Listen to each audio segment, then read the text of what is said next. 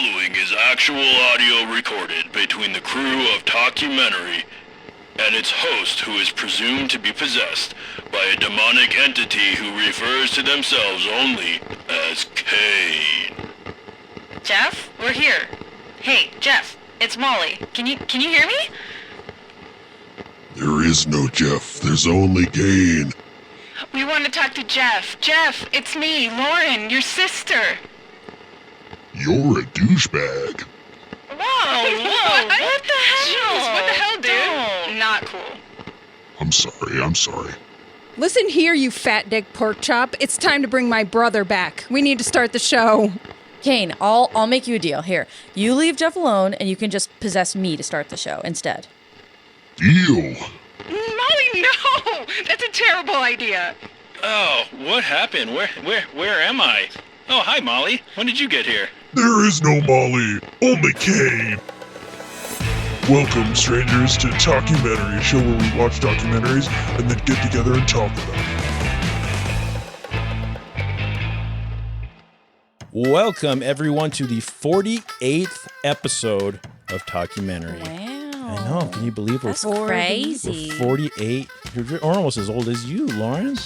Dang. That's such a brother comment.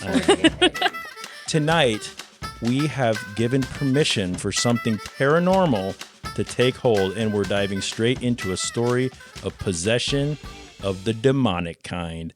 So you're all in for a real treat. Bum, bum, bum. Today, I am joined by a couple of my ooky spooky crew members.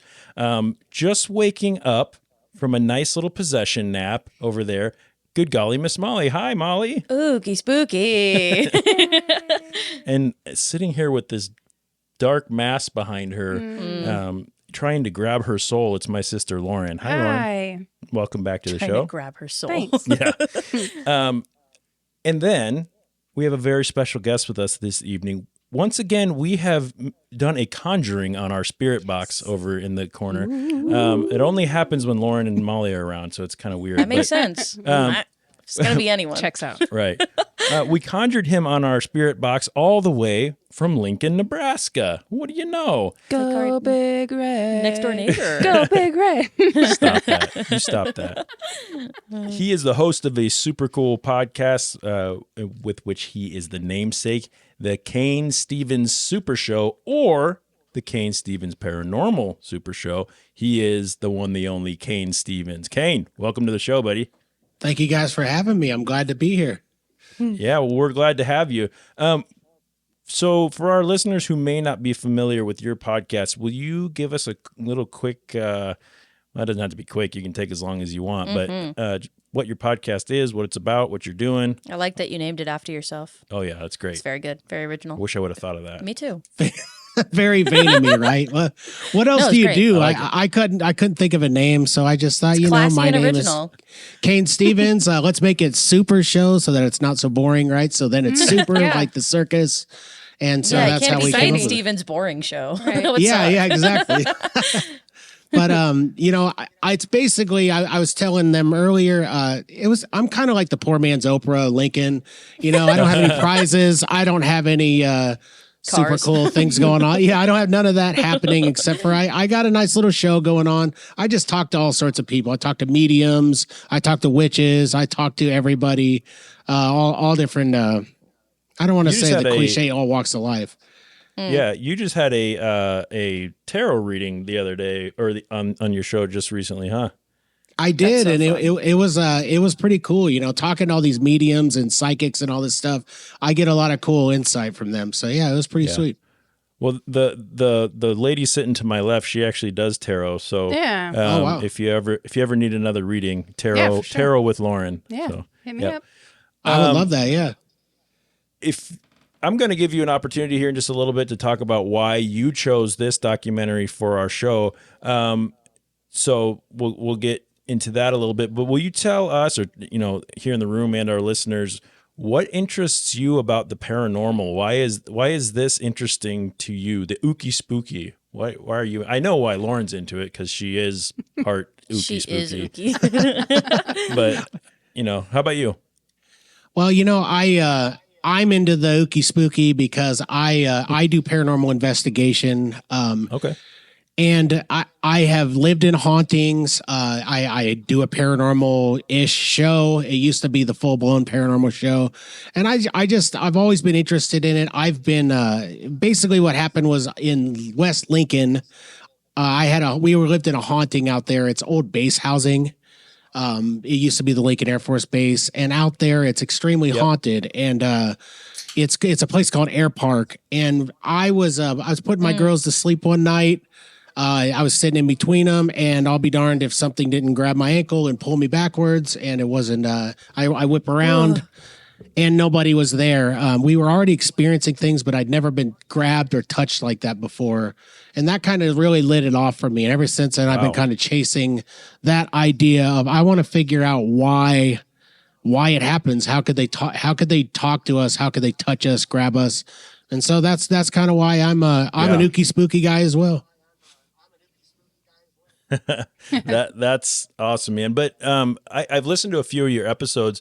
You're also, correct me if I'm wrong, and we can cut this out if you want me to, but you're also a man of faith. Is that correct?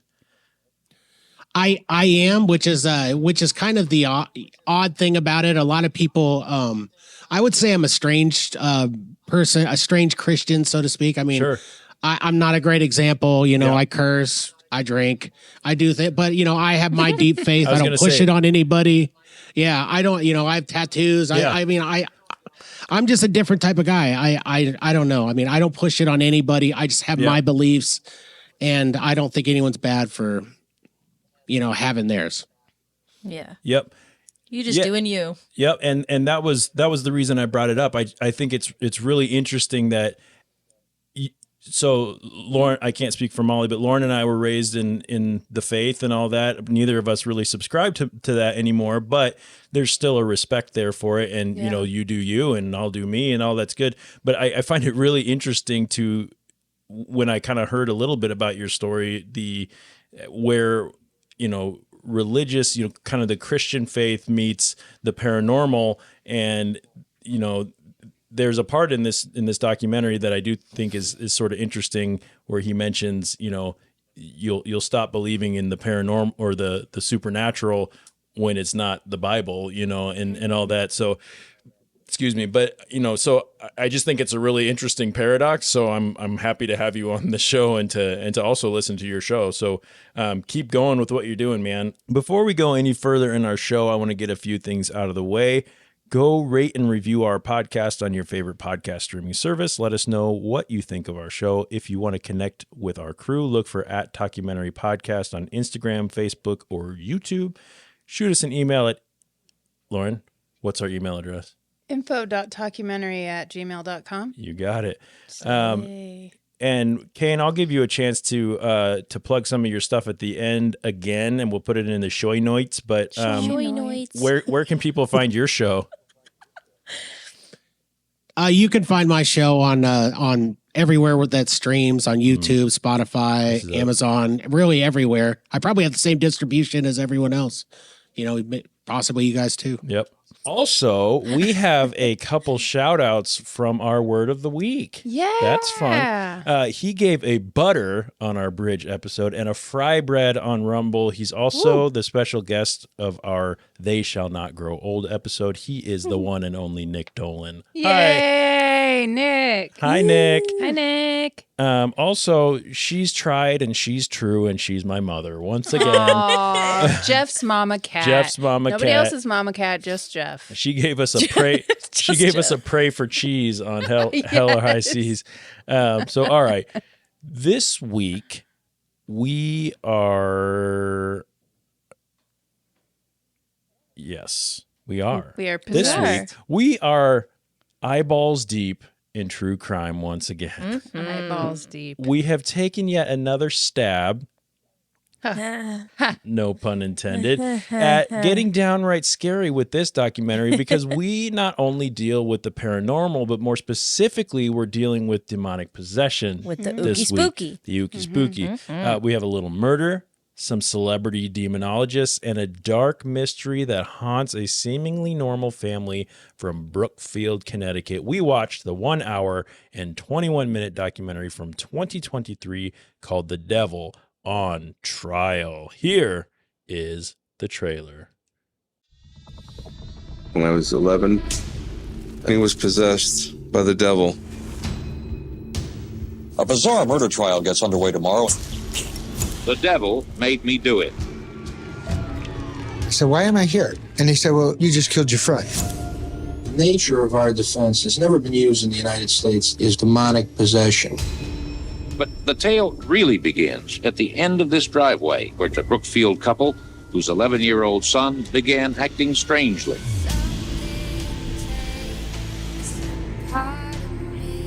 You can feel something watching you. We didn't believe him at first. David said this entity spoke. He told David he wants his soul today. Ladies and gentlemen, the ghost hunters, Ed and Lorraine Warren. Ed Warren said, you're going to definitely need an exorcism.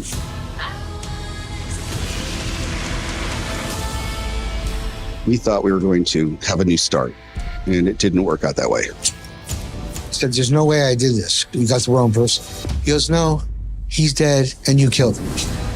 The Warrens argue it was the demonic influence now inside Johnson that drove him to kill. Feeling like a freak on a leash. And I knew right away Barney was possessed by the devil. There was a stabbing. This is an open shut case. Well, this story, you want to know who's telling the truth.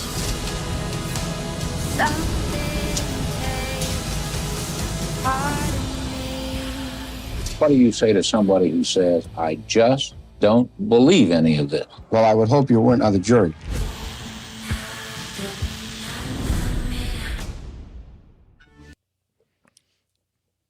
What did you guys think of this documentary without going into it? We've been looking for a scary one. Do you think we finally found it? Did we find our scary documentary, Lauren? No. No? No, I didn't find it scary. It was interesting, but So- I didn't find it scary. Cain warned me, so I told him I was getting ready to watch the documentary. I was just checking in, making sure he was good to go for this episode, and he said, and these were his words, truly terrifying. We'll get into it details. is terrifying. Okay. Right. Yes. Like it is. Yeah. So it's terrifying, but it's not scary. It's not. it's How does that work? terrifying because it could happen to anybody, right. Okay. but it's not. It's terrifying because I'm trying to think of how to word it. It's terrifying because I don't know. Try. I can't. We got time. Yeah. I just feel like the devil's a really easy scapegoat, and people could Yeah. get off by doing things and then blaming the devil and then Right. getting kind of Yeah. a lighter sentence because, and I don't understand that. Yeah. I don't want to get too into it Okay. with Yep. the Yeah. like because I feel like later we will. Yeah, Cain, so you said this was truly terrifying, and in a nutshell, because we'll get into the details of it here in a second, but why did this one get to you like that? You know, I don't know if I was in a weird headspace. I had been doing a ton of paranormal investigation around that time. And I don't know, it was just like the real life tapes and stuff of like the possession, you know, and stuff. It just really like struck it like, you know, made me shit pissed down my pants, you know, type stuff. That's hilarious. Molly, how about you? This one get you at all? The audio recordings and like the tapes definitely made me like very uncomfortable where I was just kind of like, I don't know, like I was like anxious just like listening to it because I was like, this is like and seeing lot seeing to the guys, process. seeing the guys who were speaking on those tapes, hearing themselves again Yeah. after years was kind of was kind of eerie as well. It was kind of creepy, Yeah. but yeah, I don't know. The tapes really bugged me where I was like, I was turning the volume down during the tapes because I was just like, ugh. I was like, it felt gross. I don't know. This was written and directed by Christopher Holt, produced by Hattie Bridges Webb, distributed by and streamed on Netflix. The Devil on Trial scored a rotten 36% on Rotten Tomatoes Tomato Meter with only 14 reviews and an audience score of only 47% with over 50 ratings. I'm kind of surprised by that. So am I. And I was wondering if this could just be because it was so new at the time that we watched it. Like, could be. You know, I know that sometimes with Rotten Tomatoes, obviously the as time goes, you know, you just get the true crime buffs that get it when it's just right off the presses, and it may be, you know, I don't know if maybe it has to take time to get numbers up. I don't know what that is. But I do want to read a couple of the critics' reviews. A fresh review from Tatat Banag. Great name. Of the Is that their demon name or their real name? That's definitely the Sounds like a demon name. It does. Only Tatat Banag. But actually, he's from the Bangkok Post, so it is a Thai name, I believe. Okay. Sorry, my bad. We're rude. My bad. Anyway. Canceled. Whatever. It still sounds like a sweet ass demon name. Yeah, true. He says, or they say, I don't know if that's a he, but God, now quote, we're racist and quote, the film presents both sides of the argument, catering to true believers and utter skeptics alike. This balanced approach ensures the documentary is not just a passive viewing experience, but a thought-provoking one, which I liked that review. And a rotten review from Callum Marsh of the New York Times says, quote, calamari. Yeah. Oh, yeah. I'll bet you he gets that all the time. I bet so. What do you think, you're a squid or something? Or little pieces deep fried. Instead of challenging assumptions, exploring implications, or discussing the difficult questions here, Holt, the director, merely mines the material for superficial shock value and lurid titillation. Oh, great word, titillation. Right. A lot of the negative reviews that I found about this one had something to do with the information and the story being, you know, worn out or overplayed. Maybe I'm not a big enough true crime buff. Lauren, Cain, I know you guys are, you know, into some of the true. Well, Cain, you're more of a paranormal. I don't know how into true crime you are. I'm not going to pretend to know you that well, but and I know that Molly, you spent some time in that too. Is this a story that you guys were aware of? Was this something that is, you know, when you heard this, were you like, "Yep, I knew that was coming. Yep, I knew that," or was this? Because to me, this was a brand new story. I'd never heard this. Yeah, I mean, like, I knew that there was some, like, the disclaimers before, like, the Conjuring or whatever that are, like, based on true events. Like, I knew there was some truth to it, but I definitely did not know anything about, like, the trial kind of part of it, which was, I think, entertaining. So I don't think that... I haven't seen it in a lot of, like, mainstream media sources for true crime buff people. Yeah. How about you, Cain? Is this, this new information to you? It's not new to me, but I'm also super into like the Warrens and all their cases. And so and it's not just like the Conjuring universe and all that. Like I had like known about it prior to that too. So when The Devil Made Me Do It came out and all that stuff, I was excited about that. And then when this came out, I was excited about it. So yeah, it's nothing new to me. Yeah. Cool. We'll have a link to the credit information and all that in the show notes. I like that everyone repeats that when I say it. It's funny. So let's get into it. It's nice. It rolls off the tongue. Right? I don't know. It's just fun to say. Show notes does not feel good. It's the exact same thing as Toy Boat. A quick warning before we go any further into this. If you haven't seen this documentary and you want to see it before you listen to us, this is a spoiler alert. Also, it's about paranormal, so don't let your kids watch it unless you want them to have nightmares or do whatever you want. I don't care. Let's talk about why we chose to watch The Devil on Trial for our episode this week. Cain. When I reached out to you, man, about teaming up for a show, you almost didn't hesitate to throw this one at us. Tell us why this was your first choice for this. He said yes and. Yeah. I don't know, man. I was super pumped about this. I just like, once again, I just like the aspect of the Warrens cases And I jumped at the opportunity because I was literally going to watch it anyway. And then this kind of like came up and I was like, it just kind of all like, I don't believe in coincidences. It just all kind of like fell into place, you know? Yeah, fair enough. That's cool. So you hadn't seen this before choosing it for our show, is that correct? That's correct. Yeah. What about Lauren and Molly? You guys seen this before watching it? No, this I is didn't my even- first time. Yeah. And it's a pretty new one anyway. So Yeah. What about predictions? The Devil on Trial. Did you guys have any predictions going into this? As far as what you thought this was going to be about, Lauren? Yeah. I wrote down my expectations. I said, hopefully some exorcism shit.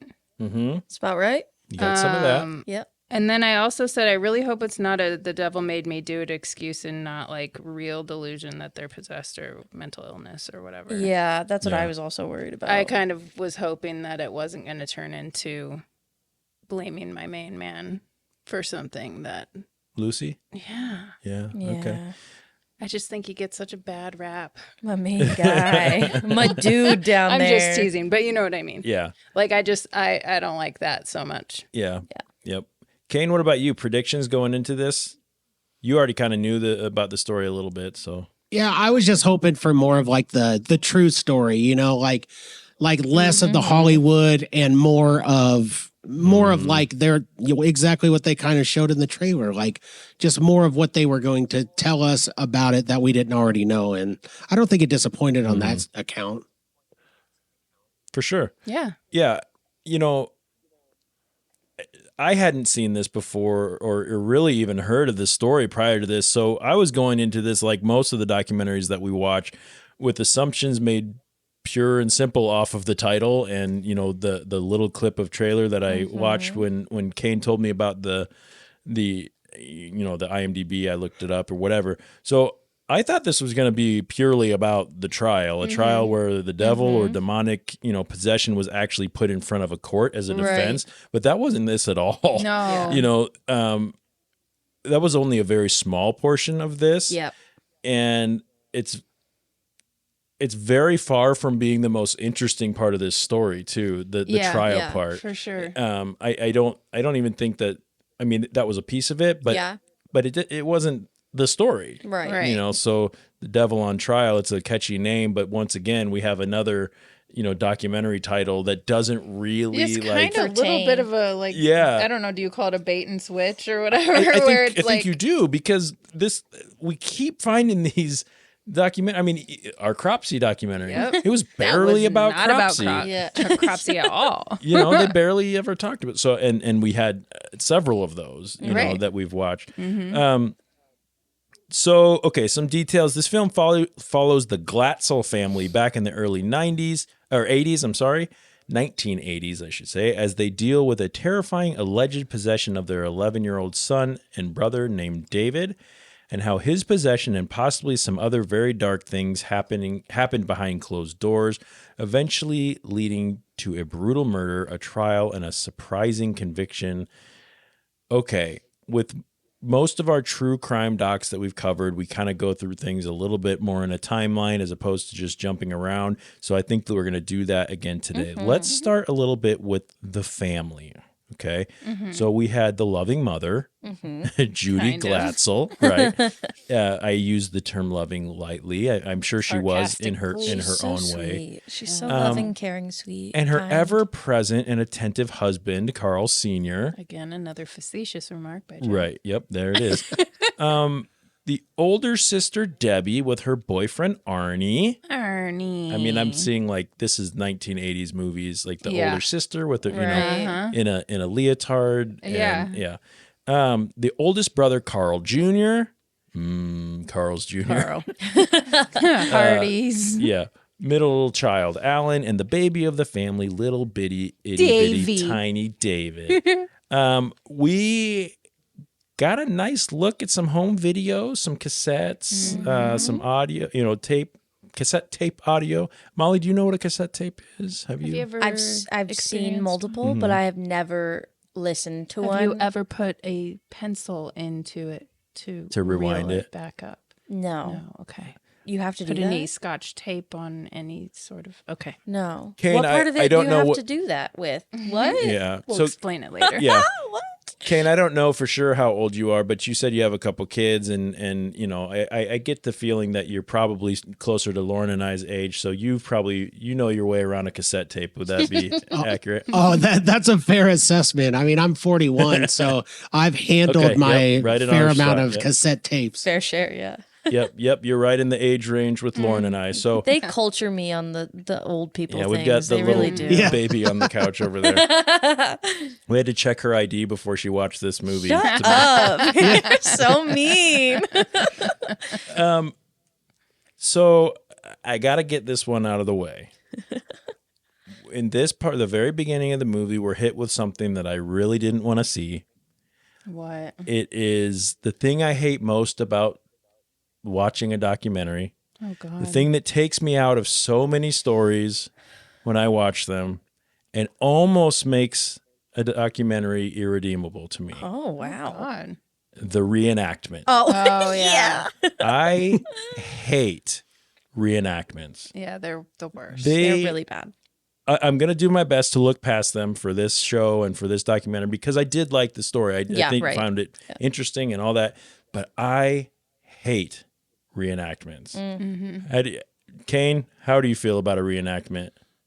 I mean, I actually love them because, you know, I watch like old episodes of of like Unsolved Mysteries on Pluto, you know, and I watch A Haunting, which is all like horrible.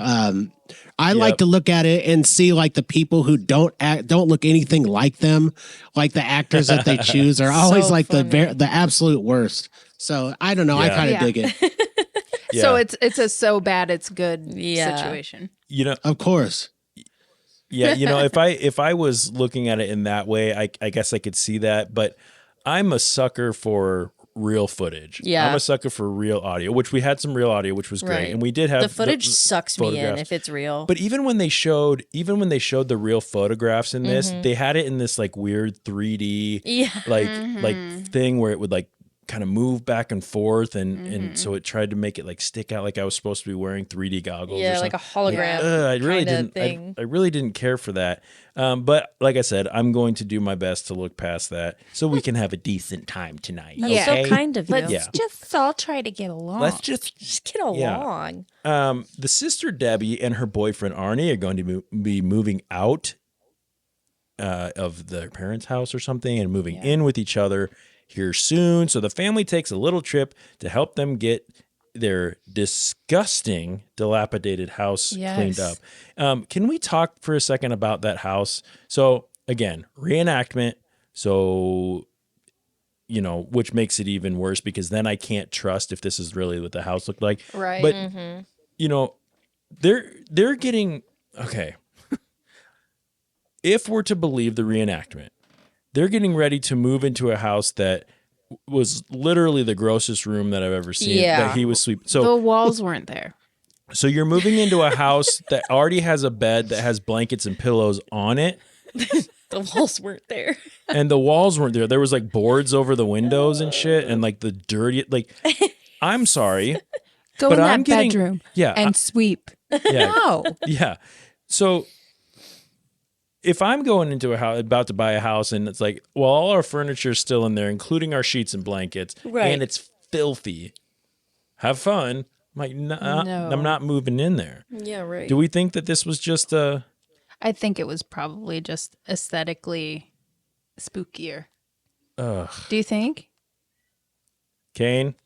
I think it was just above living at a Days Inn, you know, with like a bloody mattress and all. Like it completely disgusted me too. So I agree with you, man. I think that was the part that I peed my pants over more than anything. Yeah, yeah, and again, these guys will know that I get skeptical about things. So when I see that in a reenactment, I go, oh, God, if they're willing to make this look like a quote unquote creepy house for the reenactment, that tells me like how are they hamming up this story to make it try to seem spooky. So anyway, so David gets the coveted job of sweeping out the master bedroom for some reason. While he's up there, he claims to have felt something. presence. It's very similar to what Cain just said he's experienced in real life, which gives me a little bit of a different perspective on this. Having, technically I don't even know if you're a real person, Cain, because I only see you through a screen right now. But there is somebody who I know now that has experienced something like this, and I have no reason not to trust him. So there's that. But so David feels this presence. All of a sudden, he's pushed back onto the bed that for some reason is already in the room, and the beast appears behind him, a solid black image of the devil with eyes black as pitch. And it spoke to him. So DJ, distort my voice right here. All right. Beware. I want your soul. I'm coming for you. Okay. So David comes running out of the bedroom and down the stairs, tells his mom he wants to go home. Clearly he's upset. But he didn't tell them why until later that night. So for now, everything is quiet, right? What do we think happened in that house? Do we believe David? I don't know. Maybe he just didn't want to sweep that bedroom. Yeah. Could be it. I mean, I don't know. Maybe something actually happened. Cain, you're a believer, aren't you? I am, but I'm also skeptical. He could have inhaled a bunch of dust mites and right. had, I mean, you always have to add the element of mental illness and stuff like that. And I'm not picking on people. I'm saying just like you guys don't know me personally. So me telling that story, I'm very aware of my own personal. I'm very aware that people might look at that and go, "Oh, completely nuts," but that's okay. I know what I experienced. I know what my family experienced. It was very real. It was very scary. So I can't say what happened to David really happened, but I mean, if you watch him and you listen to what they're saying, he shows a lot of conviction. He shows a lot of a guy who went through something. You know what I mean? Like I kind of believed him. Yep. Yeah. Fair enough. Okay, so my thoughts are, and I don't have anything to base this on, so I'm just speculating here. I have a feeling that what I was going to say is exactly what you're going to say. Okay, so he's in this bedroom by himself. We get some inkling throughout this documentary that there's problems in their household, right?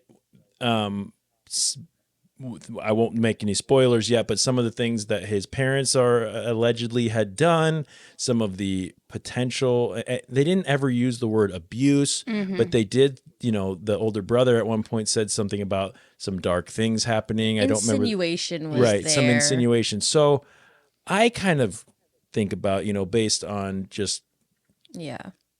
Did something really, really bad happen in that, and he remembers it as something else, as he told himself? It has as a trauma response to kind of cope with the fact that something bad happened to him, and not pointing any fingers at anyone in specific. But could the thing pushed him onto the bed? I know, right? Yeah. And was a dark figure who told him, not to make this any kind of an innuendo, but he did say, "I'm coming for you." Yeah. That's really fucking gross, right? Yeah. So, well, when you think about it that way, yes. Yeah, and so I guess that's where my mind went after this. Like, I really hope that this wasn't a deeply traumatized child that is sort of being pushed to believe. Of course, I'm just speculating here. I'm not trying to make it, but I mean, he's either an 11-year-old world's greatest actor, or something happened, and whether you believe that's demonic possession through and through, or you think that it has something to do with mental illness and trauma and like that kind of thing, then those are all valid. But he's either something happened, or he should literally be an A-list celebrity. So I mean, yeah. Yep. Any thoughts on that, Cain, that you want to add in? I kind of have to keep pointing towards you because I don't know if we have delay, and I don't want you to want to say something and then not have a chance. Yeah, just throw your hand up and we'll recognize it in about 10 seconds. It doesn't seem like the delay is very bad. It's not as bad. It's not now. as bad. Yeah. Well, I'm just trying to. I do. I want to play the devil's advocate, pun intended here, and I want to say that. Please do play the devil's advocate. in a house where there's a bunch of negativity, I will say that when there's paranormal activity there, especially the demonic, if you believe in that type of stuff, it can, by a lot of reports, it can feed off of that sort of thing. So you kind of have to be a believer in that sort of supernatural in order to kind of look at it in that way. But I would say it's definitely pertinent to what we're saying. If there was a bunch of bad things going down in this house, I think that it could have driven whatever was taking place there to actually happen to him and make him believe that it was happening. So, I mean, that's just my 2 cents on it. The other side is what you guys said was great, was that if somebody was doing something terrible to David or any of those kids or anything, I mean, all sorts of awful things happen in people's minds and make them kind of act out and do things. So I hope that that's not the case, man. It does sound like the family was pretty nutty at times. So, but I'm sure you'll get into that more. Yep. Yep. Thanks for that, man. So David starts having trouble sleeping. He keeps feeling like something is outside and coming for him. He's clearly troubled by something. The family does, of course, what any red-blooded American family would, and they call their priest, right? And the priest does what priests do, and they bring oils and holy water and things like that, and incense, and they bless the house, right? If you're anything like us, you've had your house blessed before once or twice, and he did the best he could, right? Is that okay? I didn't grow up religious. Is that a regular thing? Like most people do? No. A lot of people do that? Oh, okay. I mean, a lot of people probably do it. I don't know how normal it is. It only happened a couple of times in our house, but usually it was brought on by a reason to do it. Oh, okay, that makes sense. I was like, I've never heard of that happening before. like an assumption of like some spiritual warfare, that sort of thing. Understood. Okay. So, So there it goes. So David wakes up screaming, right? He's screaming. He's saying that we're going to get punished. He's coming. We're going to get punished because we brought that priest here, right? And by all accounts, at least the accounts that we were hearing at this point, the entire house starts to rumble, right? They say it sounds like a UFO landing on their house, right? Because somehow they know what it feels like for a UFO to land on their house, because we've all felt that, of course. They might have. Things are falling off the wall, glass is breaking, all that good stuff. And after about 40 seconds, everything goes quiet. Now, I think here is a pretty good time to point out that during all of this, we're only hearing from basically two people. Right. Yeah. David, the one who was attacked by the creature in the house, right? The middle brother, Alan, so his one step older. And we get some snippets from the sister, Debbie, but unfortunately, I believe she had died by the time this was made. So we just have some, footage from things that she'd said. Yeah. So we're not hearing anything from the oldest brother, Carl. We're not hearing anything from the dad or anything like that. And we'll find out why that is here in just a little bit. Yeah. So the Glatzel family has already tried a priest. So they do the next best thing. What's the next best thing after hiring a priest? They go to their neighbor. Who reads tarot. I mean, it's you. Basically, if I they're had living $1 next to my for sister. every time right? somebody came to me when they were possessed. Right. So they go to their neighbor who's into the ooky spooky shit. They read tarot. So obviously this person is the expert, right? She at least has some sage. She at least has a bundle of sage that you can. So anyway, this person, basically my sister, recommends to them, if you want to know what's really going on and you got to get the best. And the best in the late 80s or in the early 80s. In the early 80s are the investigative paranormal celebrities.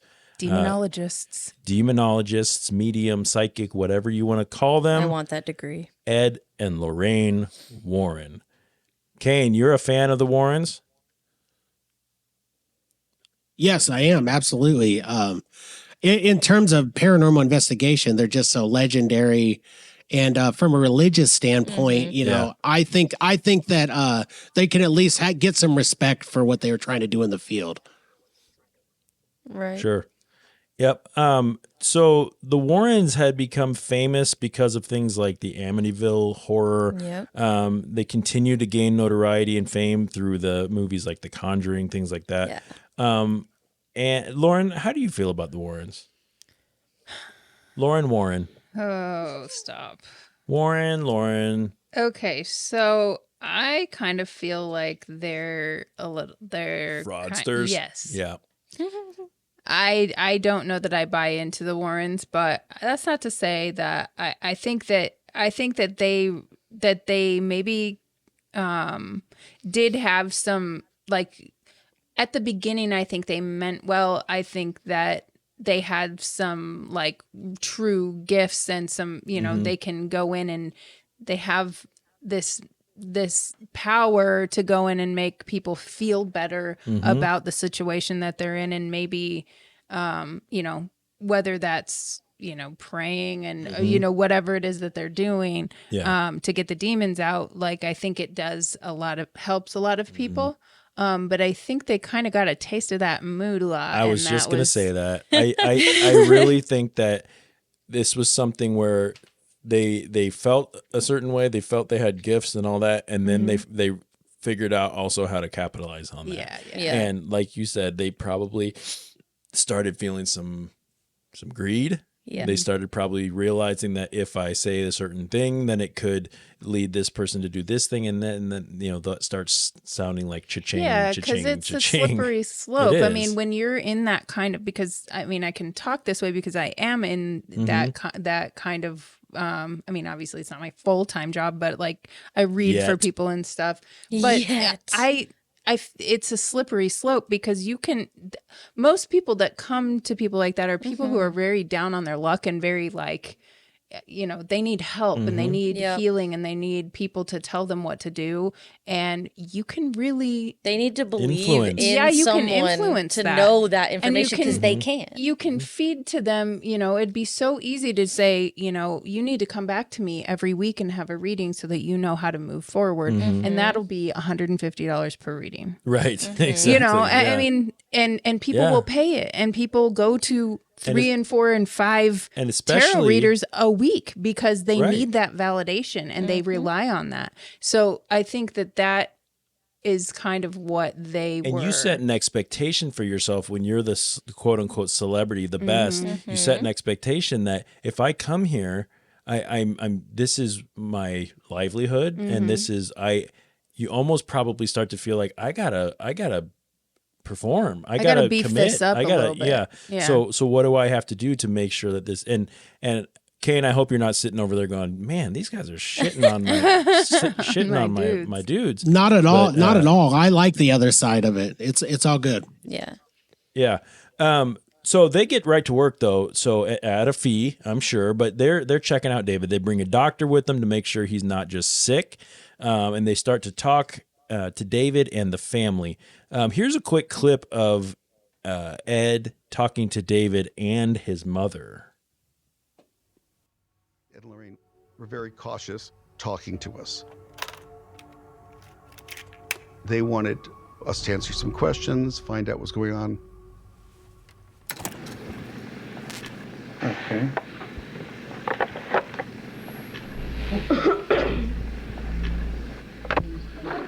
David, give me your full name. David Michael Guapa. Okay, how old are you, David? 12. 12 years old. Well, what do you think about all of these things, David? You'd like it to end, right? You'd like it to end. You don't want it to go on, do you? No. No. Okay. There was one violent scene here that Lorraine told me about. There was more than one. There was more than one. Oh, my God, it was all night. Okay, but so in other words, it was a very hectic night that night. Oh, yeah, but see, we can't tolerate no more, really. We're not lying to you, because, we need the help we can get. Believe me, we want to get rid of this thing. My mom was so hopeful that this would be a cure-all. She wanted her family back, and she wanted to go back to the life we had before this. These people are telling us these horrible stories, but we have to ourselves experience this before we accept it. Right. We have to see it. We have to feel it. We have to know it's there before we say, yes, this home is haunted. He told David he wants his soul today. What did he say about your soul? So he just wants my soul, not his soul. Is he here now? Ed's like, let's see it show itself. it's got so much power, it needs to prove that it's here. So one thing I want to point out about that was, at any time he talked directly to David, he said, "You don't want it to do this, right? You want it to be gone, right?" Like, well, of course, an 11-year-old kid's going to tell this celebrity paranormal guy, yeah, that's what I want. And then he's also,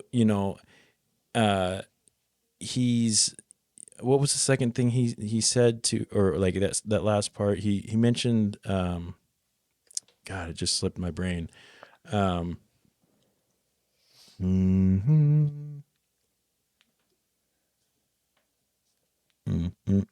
matter. Anyway, so they talk about, I wish I could remember what I was about to say. Was it something that really inconvenient Ed Warren said? Yeah, he said something to David right toward the end. Oh. So his mom was like, he said he was going to come after David's soul. and Ed goes, "Well, what did he say about your soul?" And David just he goes, "Well, he just said that he wanted my soul." Like, well, that's a very it's a very childish way to respond, which he's a child, so that makes sense. Right. But it's also like, Mom just said it. Right. This guy just said it. Right. And I know I'm supposed to say it. So he just said he would take it. Right. He just said he took I it. don't know anymore. So my skeptic radar starts going off, of course. But Ed starts trying to provoke the entity to show itself through religious provocation, he said, which was an interesting way to say things. Holy water, the name of Jesus, and the age-old knock 3 times if you're there, things that really get demons going. Well, the beast knocks, doesn't he? Yep. He knocks real hard. Yeah, he does. They said it sounded like a sledgehammer hitting the kitchen floor, and everyone felt it. Mm-hmm.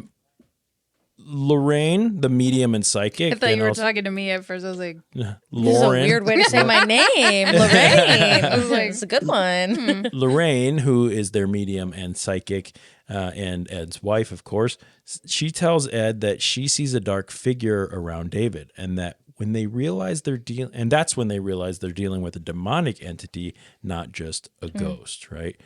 So, does anyone? I think I know the answer to this, but for each of you probably, but do we think that this is really happening? Lauren, do you think that this is something that's really happening at this point? Well, no, but I have questions. Yeah. Like, I want to know, did anybody else in the neighborhood feel the UFO Right. on top of the house? Right. Was it an earthquake? Because there are earthquakes in Connecticut. Mm-hmm. They're not very Intense. they're not very intense, and they're not, it's pretty few and far between, but they do happen. I looked it up. And then, can we explain these knocks was that on tape? Right.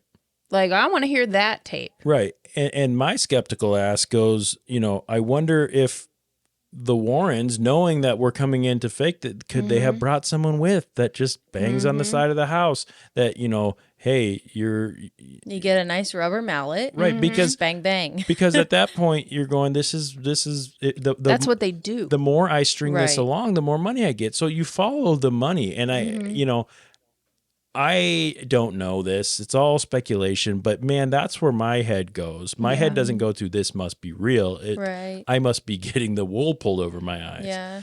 And I feel like a lot of it is like the power of suggestion too. Mm-hmm. Oh, like, for sure. I mean, you have to think about the time that we're in. It's the satanic panic. It's, everything is, or it's at least the beginning of it. Right. Yeah. I mean, it was still going on when we were kids. So, Yep. But like, This was a lot closer feel to like, when you were born than when I was, though.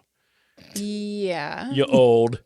Just kidding. Fucking mouth. Only 3 years older than me. Ugh. What? You're gonna be 40 next year. So. I know. You got more? Oh, no, I was just going to say, like, I think the power of suggestion is really, like, even if, like, there was a sound or something and Ed was like, oh my gosh, did you hear those knocks? It shook the table. And everybody's like, yeah. You know what I mean? I think I did. I don't want to be the one left out. Yeah. I don't know. Cain, where do you go when you hear this? To take your words from you, my my skepticism about it is actually quite strong, like I was talking about earlier. So the more we talk about it in this particular doc, I kind of like started to sway away from my believing in Lorraine Warren a little bit, because like what you guys said makes perfect sense. Sorry, man. The power of suggestion was there. Yeah. I think oh, sorry. You cut out for a minute, so I thought you were done. Go ahead. My fault. It's hard with the delay. I'm having a hard time matching up audio with you guys. Yep. Yeah. So to me, when I hear this, I believe that there are people in that room that believe that this is really happening. 100%. So I'm not questioning. It's just like, does God exist? Well, what is God to you? What is God to me? What is God to them? And does it matter Not really. if I believe that? Well, it's kind of the same sort of thing. Do I believe that I am being troubled by a demon? Well, if I believe that, there may be some truth to that, whether it's a physical demon or a spiritual demon or a subconscious demon or whatever it may be. You can convince yourself of anything too. Right. Like if you start attributing the things around you that you are experiencing negatively to a demon, then you are going to start noticing those things way more often and say, "Oh my God, the demon just did that." Right. Like it's the same thing when you notice that a Cabernet. I was going to say a fine wine, cupboard and cabinet at the same time, and it came out cupboard. Anyway, you notice a cupboard open for the first time, and you're like, "Oh my God, haha, a ghost!" And then you start noticing, "Oh my God, there's a ghost!" Like whatever. And so everything's open. I didn't leave that there, like that kind of thing. The chairs are stacked on top of each other. And then all of a sudden you name the ghost, and then he's your friend. You know what I mean? So, Casper, the friendly ghost. I hate it. Why? Because Daniel Johnston. She doesn't like Daniel Johnston, and we did an episode on Daniel Johnston, and it was And he really sings cool. about He sings about Casper, the friendly ghost, and he got a big old number 2 from this chick. Yeah, he did. Anyway, so the Warrens, they're warning the family, like, this is real. This is real, right? That they need to start documenting all the weird shit that's about to start happening, because they said, which I agree with. Document it all. Yeah, absolutely. Because they need to get something together, because there's a very good possibility that we might need to go to, the full-fledged exorcism, right? The same shit that we see in movies where people are spinning their heads around and vomiting and all that. They go out and get all the tools to help their son, the cassette and the Polaroid, right? The Polaroid. Right. They get ready for what's coming, and almost as if on cue, and almost as if he's been fully suggested. I'm not biased at all in this, but David then goes into full possession mode, right? This is my favorite part. Here, listen. Yes. Talk about standout moment. This is my standout moment right here. This is David.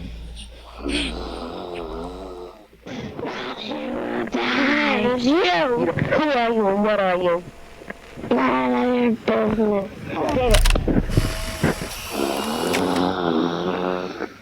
Mommy's here. Mommy's here. Come on. Get up. Come on. Let's go. Get out of this. Get out of my son. Get out of my son. No! I'm your mother. I will die.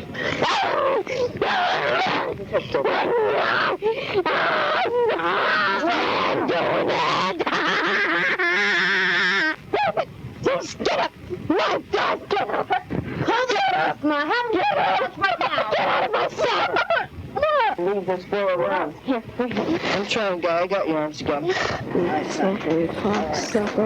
They're saying prayers, our Father, who art in heaven, hallowed be thy name. Thy kingdom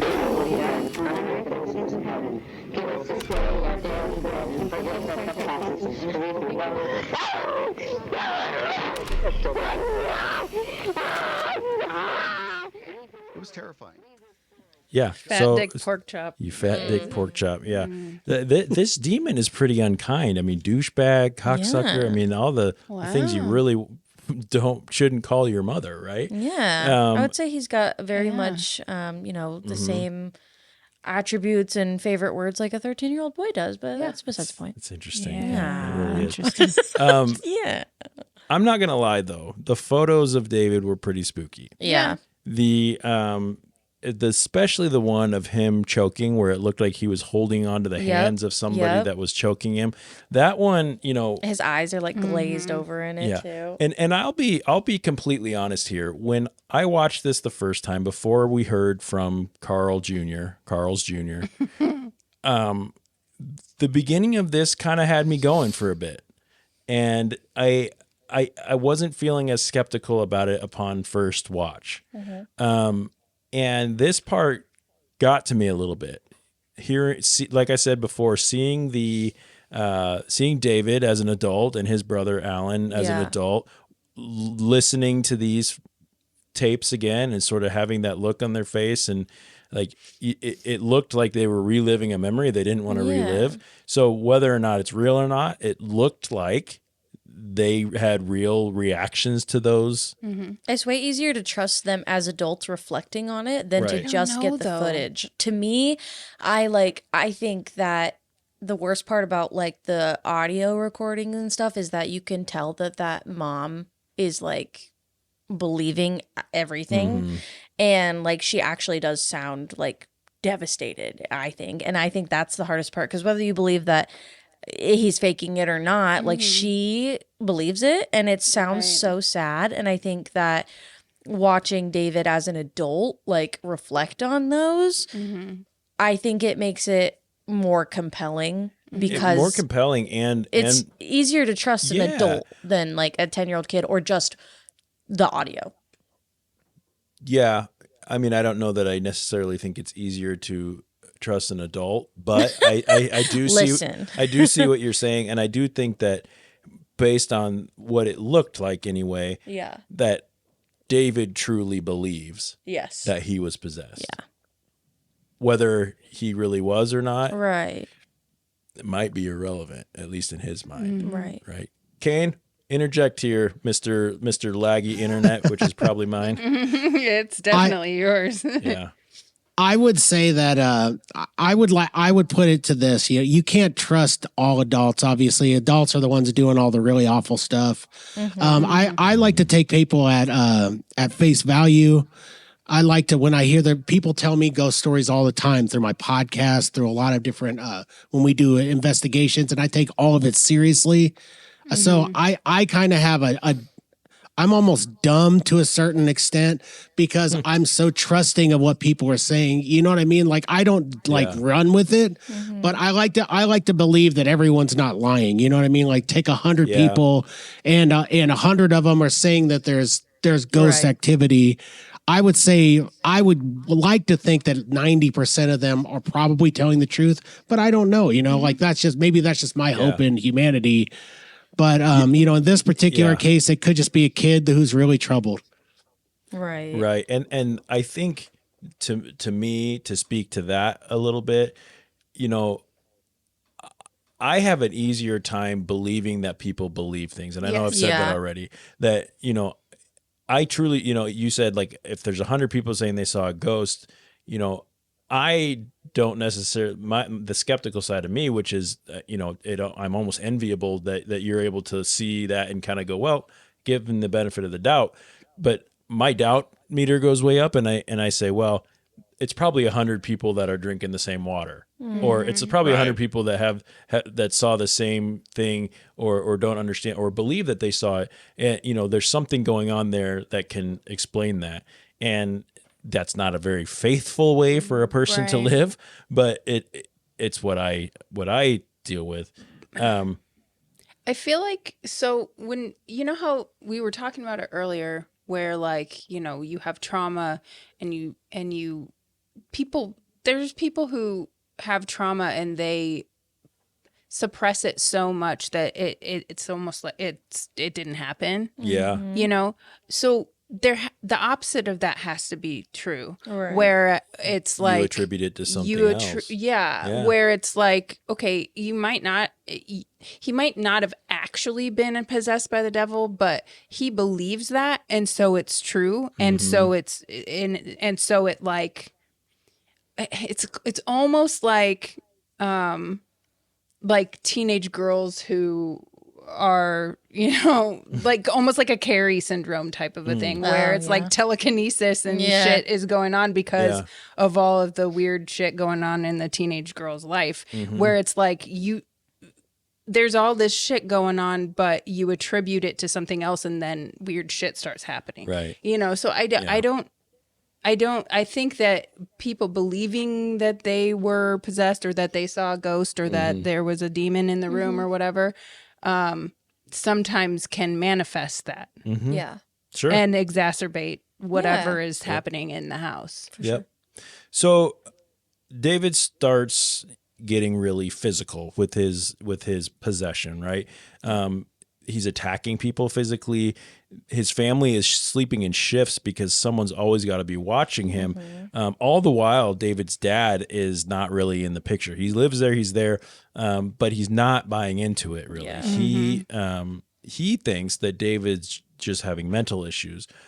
So dad starts working a lot, distancing himself, along with their oldest son, Carl's Jr. Well, can I just interject here real quick? Yep. I love how it said that he was tested psychologically and proven to be completely normal in like 10 minutes.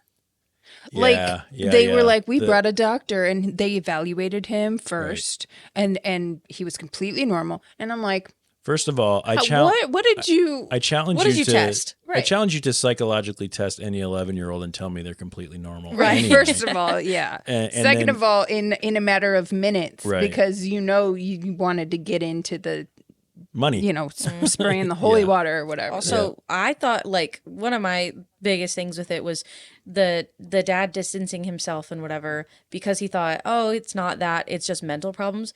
You're distancing yourself when your kid, you think your kid has mental problems? Yeah. Hello? Well, I mean, this was the early 80s. Let's go. Problem number one and problem number two. Yeah, and also, but your wife is really buying into the demonic side. Yeah. Wow. Yeah, I know. Scream it. So they gather all this evidence, the evidence we just listened to, some that the pictures and things like that. And through all that evidence, and with the blessing of Ed and Lorraine Warren, of course, they are granted an exorcism. Hooray. Hooray. Wait, hold on. What did it All say? right. Yay. A minor exorcism. A minor exorcism. Not major what yet. constitutes a minor Just exorcism? a little one. Just as a little opposed guy. to Yeah. a major exorcism. Maybe it's demon versus Satan. Satan. Oh, man. I don't know. Anyway, so Lucy himself has not made an appearance yet. And Right. now we're just minorly Right. breaking the surface. So a cardinal shows up in his red robes and his red Porsche. Oh my God. That favorite part. Yeah, he says it's good to be in the church or whatever. But they begin to work on this demon, and they start it kind of like a regular mass. They go to the church. It's just prayers. David claims that this is the last thing he remembers. We get more insults from David, growling, hissing, fat dick, pork chop. So good. The devil is so fucking funny. Yeah. And even if David just came up with that, I've never once in my life thought to use that until now. But And now it's my new favorite thing. Always use it. Absolutely. My new favorite insult. He's attacking the priest, lashing out. They say the demon knew this was the final showdown. There was a claim that even the crucifix sizzled on David's forehead. Yeah. What? If you are to believe those who were in the room, right? Yeah. I don't know, but they said they saw it, so it is what it is. We're playing Cain today, and we're giving people the benefit of the doubt, and we're going to assume that crucifix sizzled. Okay. Mm-hmm. Yeah, and Randy Franco floated on whoever's lap at Linda's when we did a seance. I mean, Like that's the kind You just triggered so many fucking weird things in my brain by saying that. Cut that part out. I Oh, didn't my- mean to first and last name drop that girl, but Yeah, cut that out, man. Wow. Jeff needs a second to process Yeah. what was just I haven't unlocked in his heard brain. that name sorry. in decades. Decades. But then the unthinkable happens, right? Yeah. Arnie. What does Arnie do? Cain, tell us what Arnie gets up to at this point. I mean, he gets up to having kind of a pervy name. You know, that's a beginner. And then just I don't know what Arnie's, but you know, I don't know where I was going What's with that, eating Gilbert man. Grape, right?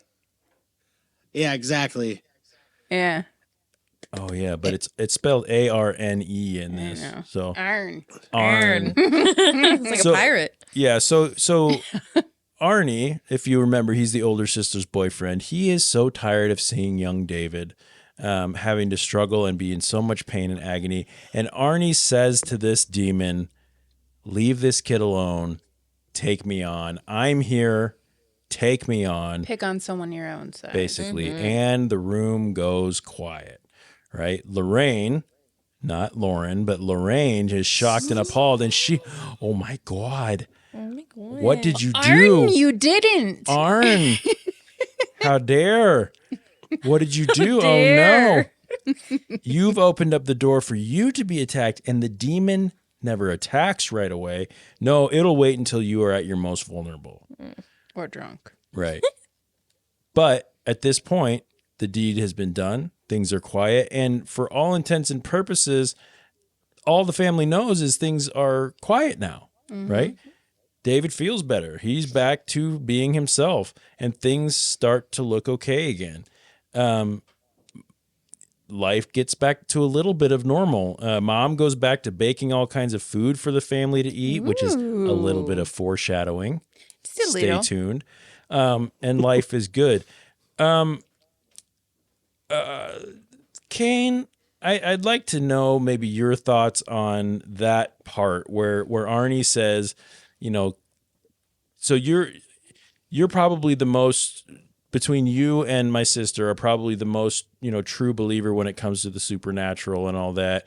And I'm interested on your, you know, okay, if you can do me a favor, Cain, and sort of forget my cynicism, my joking attitude that I'm bringing to this episode, because I really want to know how you feel about this. And, you know, if we suspend our disbelief for a moment and go, if this is really a demonic possession that's happening at this church right then, and Arnie opens himself up to something like that, do you think that there's some validity in this sort of thing? What do they call it? Like transmigrating from one person to another. Is that something in your experience that you have?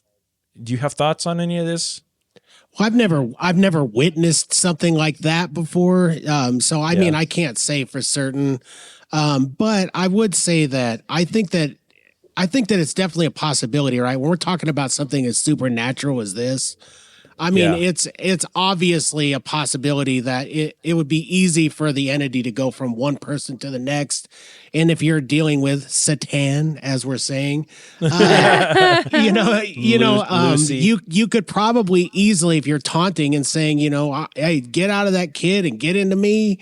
You know, maybe Satan is like, all right, let's do this. And Sounds good. I mean, sounds good to me. You know, maybe a guy with pervy name was on Satan's list.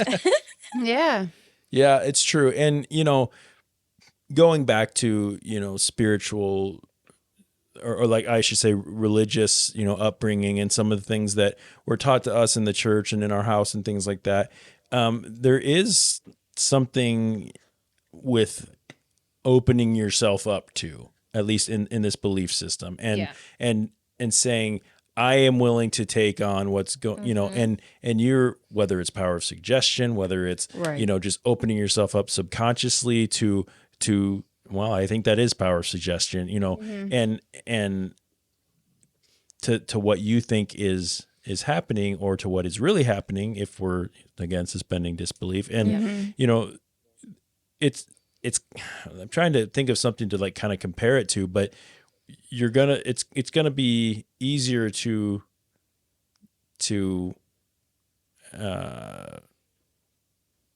receive that when you're open to it. It's just like, if you say that, if you struggle with addiction or something, you're not going to want to get help, or you can't be helped until you want to be helped. Mm-hmm. Well, just like that, I'm not going to receive that entity unless I want to receive that entity. Mm-hmm. So it makes sense to me that whether it's real or not, that opening yourself up to that. And also on the flip side, you've got David laying on the floor, thrashing and being crazy. Mm-hmm. And he just was given an out, whether it's a real demon or not, given an out to say, maybe I don't have to do this anymore. Right.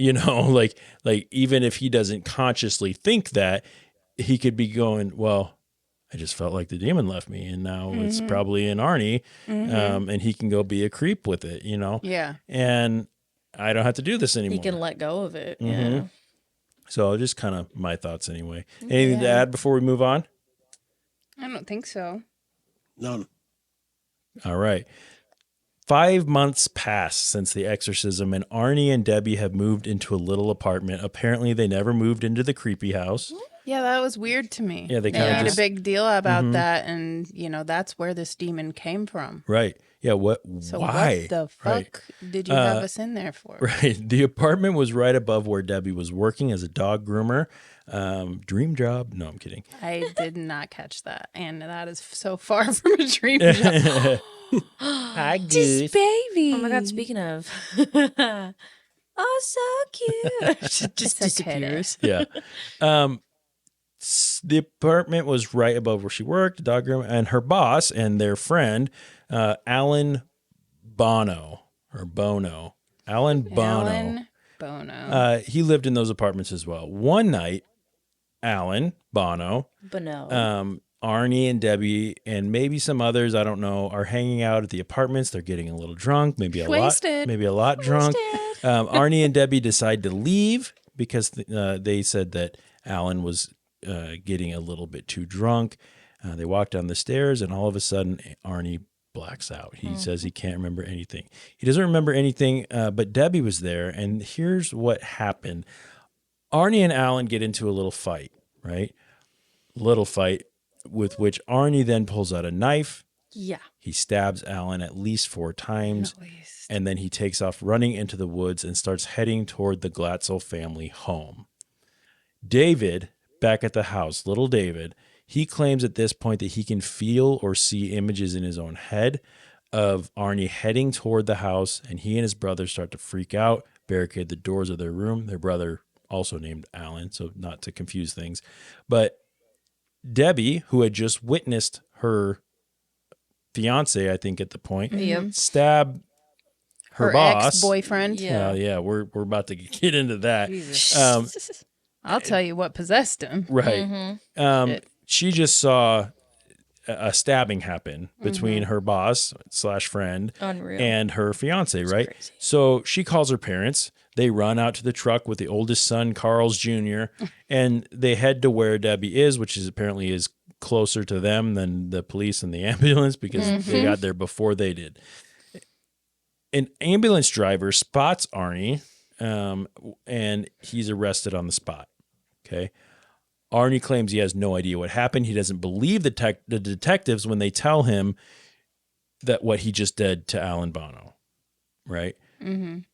The family, the Warrens, Arnie, Debbie, David, they all believe at this moment that the demon who was in David months ago had transmigrated into Arnie, has finally shown himself in the most brutal fashion, which is the step 5. We didn't go into the steps that the Warrens' grandson, I believe, had mentioned was the Warren. It goes permission, infestation, oppression, and that's where they lost me. Yeah, and then I don't think they went through the 4th and 5th ones. They did. They gave 4. And then they later gave the 5th one, which the 5th one was the full. I had to rewind it and listen to it again. I still didn't catch it. The 5th one was the complete destruction of a family or of a human being. So they skip to it Obviously, later, Lauren. right? So we just went to the fifth step, and Alan Bono is dead. Right. Arnie killed him, right? Yep. So is this just a? So what are our thoughts here, Cain? When you hear this part, where does your mind go? Do you is this just a convenient way to honestly try to get away with murder, and or do you think that this man was truly possessed? I think that you could chalk it up too as just we don't know what was going down between the two guys. Mm-hmm. So it could literally just be chalked up to coincidence. And then, say we'll say that Ed and Lorraine were coming through and trying to capitalize then on this part of it, because when better to capitalize than on something like that, then I would say that's kind of where they lost me in the story. Was like, it starts to really look like they're painting a picture for their own benefit. Mm-hmm. Right. Yeah, I agree with that. And, so before we get, into too far into, okay. So anyway, at this part in the film, we finally get to the title of this documentary is about putting the devil on trial, right? They start, they talk to Arnie, they talk to the Glatzel family, they talk to Ed and Lorraine Warren, seeing, the attorney and the detectives go see the museum and the Annabelle doll that they show, which is. Do you remember that museum we went to that one time? Yeah, it reminded me so much of that. And Arnie's lawyer kind of starts to believe, at least he says that he believes, that they're telling the truth about this possession. Either that, or he feels like this is his only way to possibly win this case. Right. So or maybe get a lighter sentence for his client. So he goes that route, even if he doesn't believe it, it doesn't really matter. Either way, Arnie's lawyer has every intention of attempting to prove demonic possession to a judge and jury, and starts building a case to do that. How do you do that? Right. It's insane. You can't. How do you do that? You can't. Right. you take all this stuff, and you're if I'm sitting on the jury, I'm Ed Warren's worst nightmare, because my skepticism's going beyond a reasonable doubt. I can tell you so 13 reasonable doubts, right. On this. But this is the point in the film where we, as listeners, finally get to see the other side of this coin. Right. Up until now, the film has done a pretty good job having us believe that this could be, or maybe is, the truth, the whole truth, and nothing but the truth. So help me, God. Right? Yeah. So enter Carl's Jr. This is when we hear from Carl Jr. the first time. The oldest Glatzel son. He says, "We were far from a normal American family." He starts telling the story of the Glatzel family, and it doesn't sound quite as quote-unquote normal as the rest of the family had told it up until this point. He claims there was a lot of tantrums thrown in the house, a lot of darkness. Lauren, do you have anything in your notes about what specifically he said was going on in that house? Or he didn't really go into it a whole lot, but no, not really. He just said that.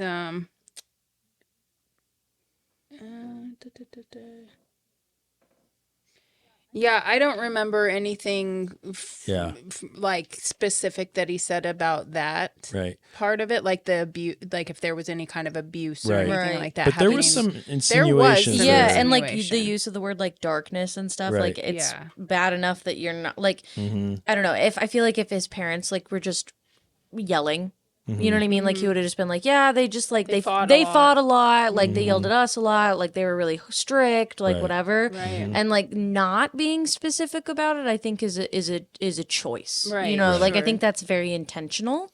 Yeah. So it makes me wonder what was happening. You know, he said that they never went to church, even though the family claimed to be pretty devout. Yeah.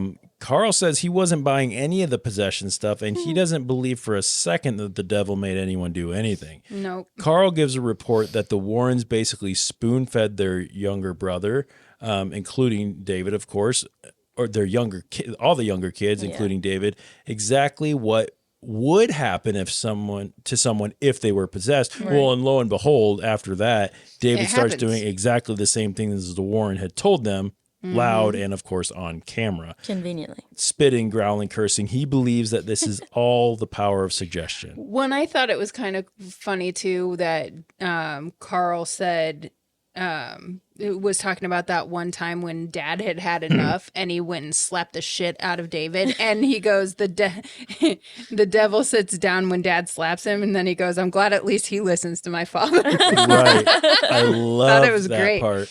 Because it's so true. Like you can't slap the devil out of somebody. Right. Like the devil's going to laugh in your face if it's really demonic possession, I would assume. So if this is a shitty little kid, or even a kid who's dealing with mental, problems or trauma or issues or whatever it may be, or just a little shithead, right?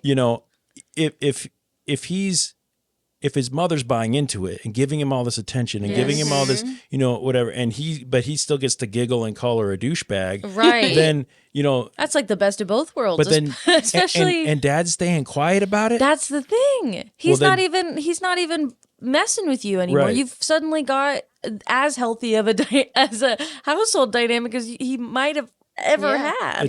It's mom's doting. He gets to just say whatever he wants. And in this instance, Dad gets sick of his tirade, and he gets up and says, "Shut the fuck up! Stand the fuck up!" Smack. That was a good noise. And the devil gets quiet. Yeah. Well, go figure. I also liked that. At least the devil listens to my father. Yeah. So funny. Also, remember Carl Jr. was with Carl Sr. When they drove to the crime scene after Alan Bono got stabbed. Carl Jr. actually was there to see Alan laying there with 4 stab wounds in his chest, and he says there was nothing demonic about that. Yeah.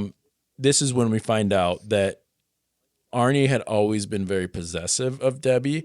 There were rumors that eventually were admitted to by Debbie that she and Alan Bono were either having an affair or had some sort of a relationship. They boinked at some point. They boinked.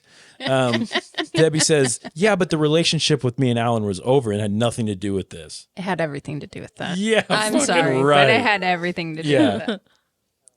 He just conveniently got possessed at the exact same time that he was blackout drunk with his girlfriend's partner, secondary partner in the room.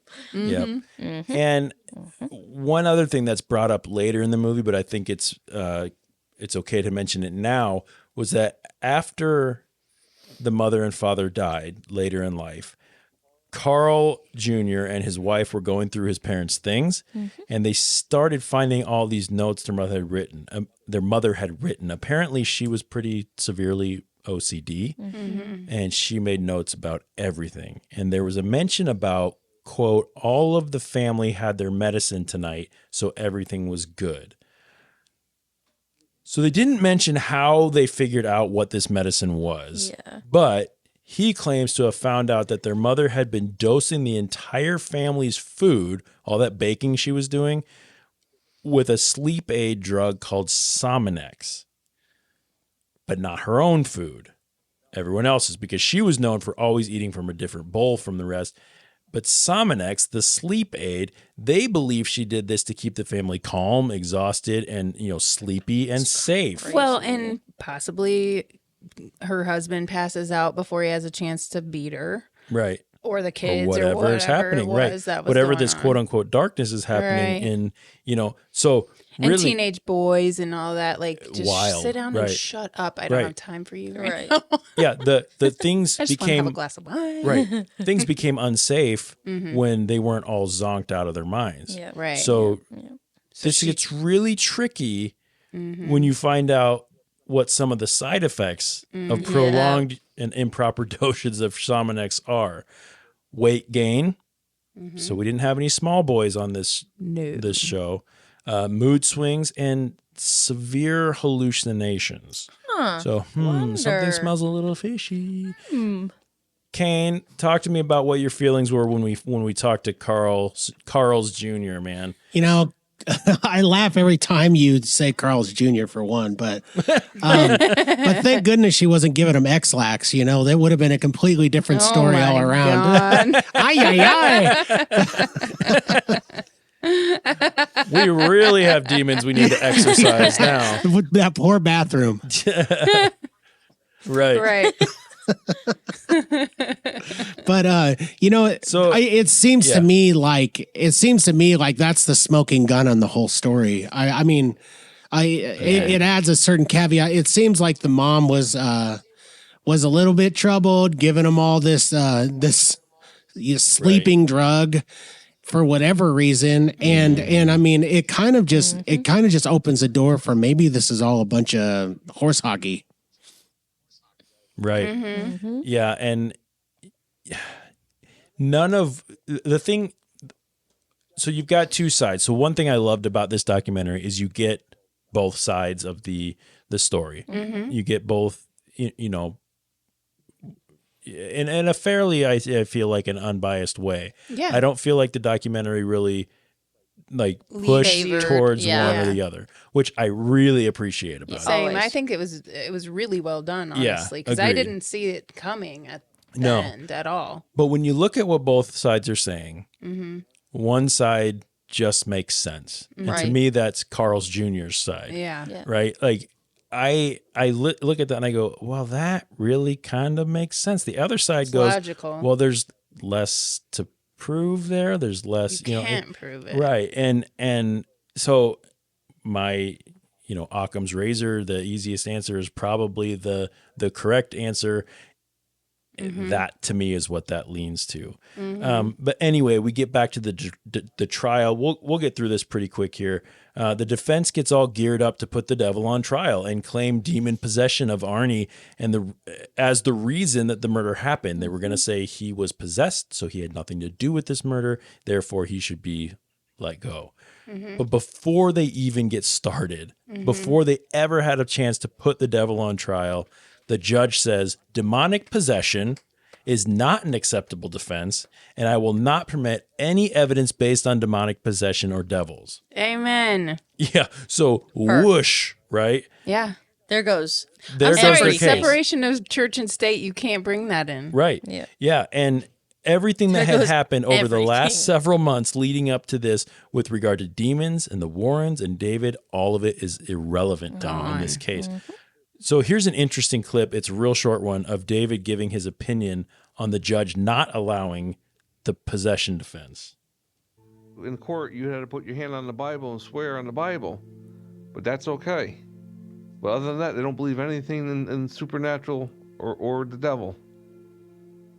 So how does that work? So I just thought that was an interesting little So how does part. that work? Right. So how does that work? And it's kind of true. Kind of true. You're asking people to swear on the Bible, Right. basically because we don't have anything else for anyone to swear on. Right. But that's from the basis of our country, a lot of times was built around religious practices, right?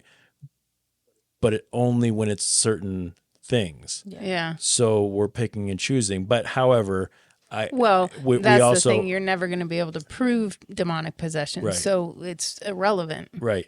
And we've seen many times that it does, you can swear on the Bible, but that doesn't necessarily Right. Obviously, mean anything. yeah. And bringing it into in a court of law when the goal is to prove beyond a reasonable doubt Yeah. that if you bring in something like demonic possession that people have their personal beliefs tied to, that you just by nature don't have beyond a reasonable doubt. Right. Right.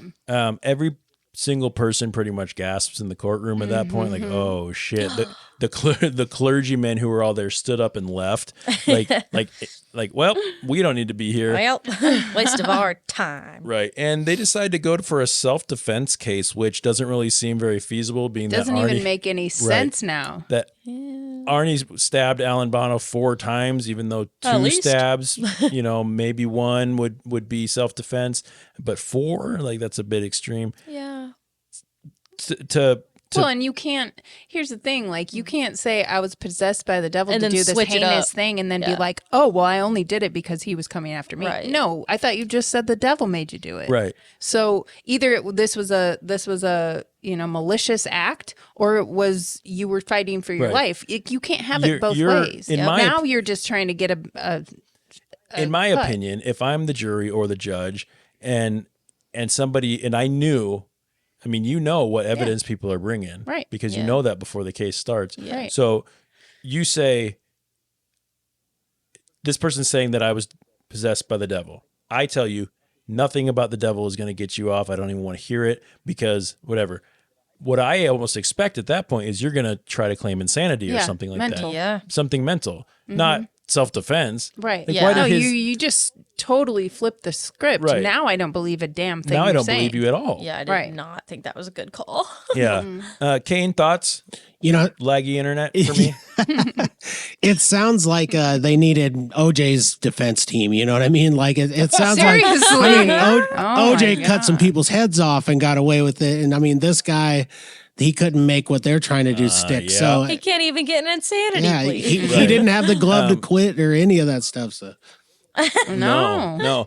And after all this, somehow Arnie's proclaimed not guilty of murder. Right. I don't understand it. I don't either. Because they gave him manslaughter in the first degree and they sentenced him to 10 to 20 years in a maximum security prison. Mm-hmm. Why did he get manslaughter? Cain, did you catch that at all? Like why did they buy it that it was self-defense? Because that's what a manslaughter case would suggest, right? that's how I took it, but I Unintentional didn't death? really I didn't catch that part either, to be honest with you. But that's kind of how I took it. Yeah. It was shocking to me that that manslaughter was even brought into it. So correct me if I'm wrong, but manslaughter is an unintentional killing of someone. If I accidentally hit someone with my car, I could get vehicular manslaughter, right? Yeah. So it's and I guess I don't know what the first degree is in manslaughter. Yeah, so generally with murder in the first degree, it would be premeditated. Right. Correct? I think there How do you isn't- premeditate manslaughter? I think there's an element, I think Lauren's Googling it, but I think there might be an element of like the fact that he was like stabbed, like, because there's like you can get manslaughter for like a bar fight if like you punch someone and then they end up in the hospital later and then die. so you can be taken to jail for manslaughter. So I feel like it So might have maybe something it's to do with that. It's an assault where you didn't necessarily mean to kill that person. Yeah, it might. But it's still you still did something that It killed was still them. malicious, but you Yeah. didn't mean to kill them. Lauren's Right. about to confirm everything for us, but I feel like that probably plays into it a bit. Yeah, that's true. So a person is guilty of manslaughter in the first degree when he or she recklessly causes the death of another person or intentionally and unlawfully kills an unborn child. That doesn't. Okay. Yeah, it just All right, says so recklessly So killing another recklessly, person. whereas like you causing the participated death. in. So if you're driving 50 miles an hour in a 25 and someone steps out on the street and you hit them, it was still an accident. You didn't mean to do it. But like you were being didn't, reckless. But you were being reckless. That kind of thing. I think so. So I don't- in So this- that makes sense with this scenario because he was fighting with a Drinking. knife and drinking and Yeah. like whatever. So if it was going to be manslaughter, like then- maybe it wasn't premeditated. That's all there is Yeah. to it. I Yeah. don't know. And then the But isn't second that a degree would first be- degree, But that would second be degree? a second Yeah. murder Right. in the second degree because it was Yeah. an unintentional. It wasn't premeditated. It was so. that so I'm would a be little confused. murder in the Intended- second degree would be if you did it like a rage killing. Like Right, if you were like, right, I'm right. so But mad, you like meant whatever. to kill them. Yes, I don't think. yeah. I think this one they're saying that He didn't mean didn't to kill him. He didn't go with the intent to kill. Mhm.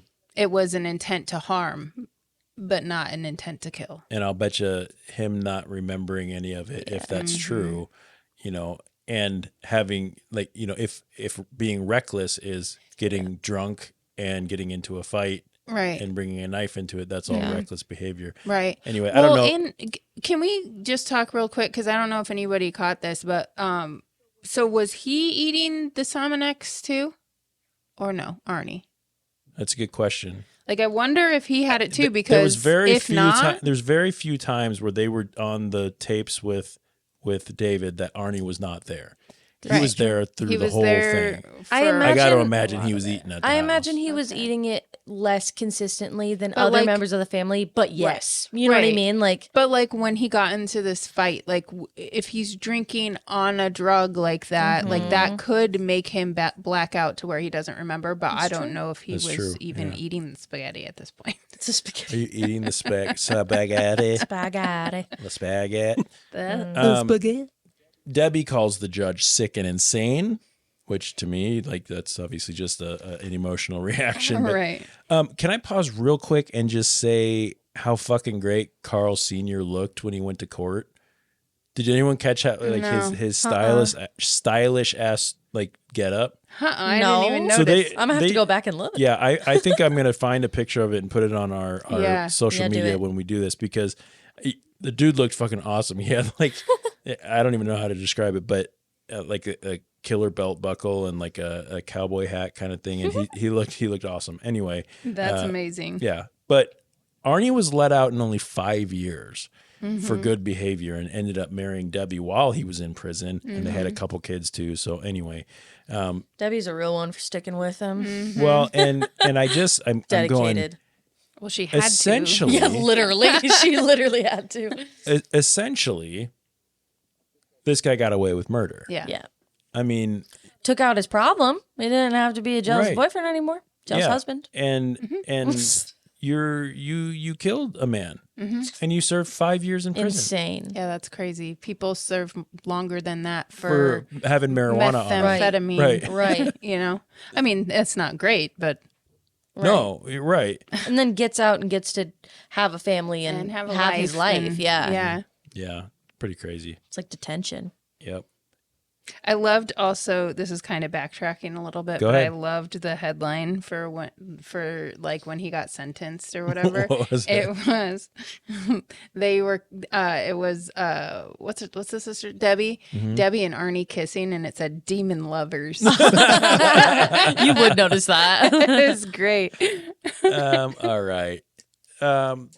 Cain, thoughts on the trial, man, and any of the murder stuff? I know we just kind of we acted like little hens and chickens over here for a minute, but I think you guys covered it pretty well. I mean, I think that my opinion on the paranormal side might be different from you guys, but when it comes to the trial itself, Sure. thank goodness that Yeah. people threw that out. You know, that a jury of his peers actually did what they were supposed to do, which was pay attention and kind of throw out all the malarkey. That's the type of thing I would hope if I ever get possessed and kill somebody with. I hope that Absolutely. I get a good, Right. you know, I hope that that's not the case. And I don't want to be possessed, by the way. right. But, you Right. know, We also hope that doesn't happen. yeah, I don't want, and I Let's certainly tell all don't the want to kill spirits anybody. listening, yeah. Yeah, No. I already asked for the demon at the beginning of the show to possess me, so I would like to revoke that statement if you are Oh actually. my God. Yeah, Well, Molly. it's Cain. yeah, it Cain is you. the demon, Oh god. So, yeah. So one final Yikes. thing I want to talk about. We've already kind of talked about it a little bit, but I can't help but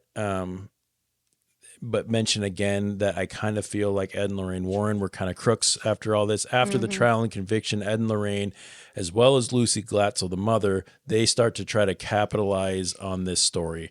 And they all seem to be loving it. The Warrens had an agenda. They make a nice, scary story for everyone. They even say, scary sells, so let's write the book nice and scary. These are impressionable young children who are being told to ham it up, and the family writes a book, right? They write this scary story, and the Warrens basically disappear. They leave them out. They give them basically nothing while they go and get rich and continue to get rich off these stories today. It's hard for me to say that this was a super upstanding couple of people. Whether or not, like Cain said, whether or not they bring a lot of cool stories or information or expertise to the paranormal investigative whatever field, I appreciate that. But if you as a person are kind of a scumbag because you went and you're They're getting their bag. yeah, what's the word? You're I guess you're just taking advantage of families and their stories Exploiting. and exploiting. Thank you. Yep. There you go. And to get rich, I mean, that I don't have a whole lot of respect for. Yeah. Any thoughts on that, team? I mean, I personally think, I think you're dead on that. You kind of, it's weird how in this particular interview, you kind of sway me a little bit. And I usually don't get swayed by like people, but you guys make a great case for, He's good at that. for the other side. Like, man, I don't, maybe you should have been Arnie's lawyer, you know, or whatever. You could have got him off of that. He would have had a better shot, sparkle maybe. in his mother's eye, Jeff's mama cat's eye. Yeah, Jeff's mama cat, she just loves me. I know, Yeah. only Jeff. I'm just joking, Mom. I'm kidding. Yeah. Love you, Kathy. Love you, man. Listen to Inside the Mind of a Cat if you want to hear our mother. She's great. Kathy. Is that already out? I wish I was her child. Yeah, when I this love her. comes out. Yeah. Okay, never mind. Okay, let's get into our feelings. Where does this sit with all of you? When credits roll, how are you feeling? Cain, I'd love to hear your opinion first. Credits roll on this. How are you feeling? Not now, but then when you watch this. When I'm done watching it, I kind of come out of the darkness for a second, get away from my teddy bear that I'm holding, and I start to.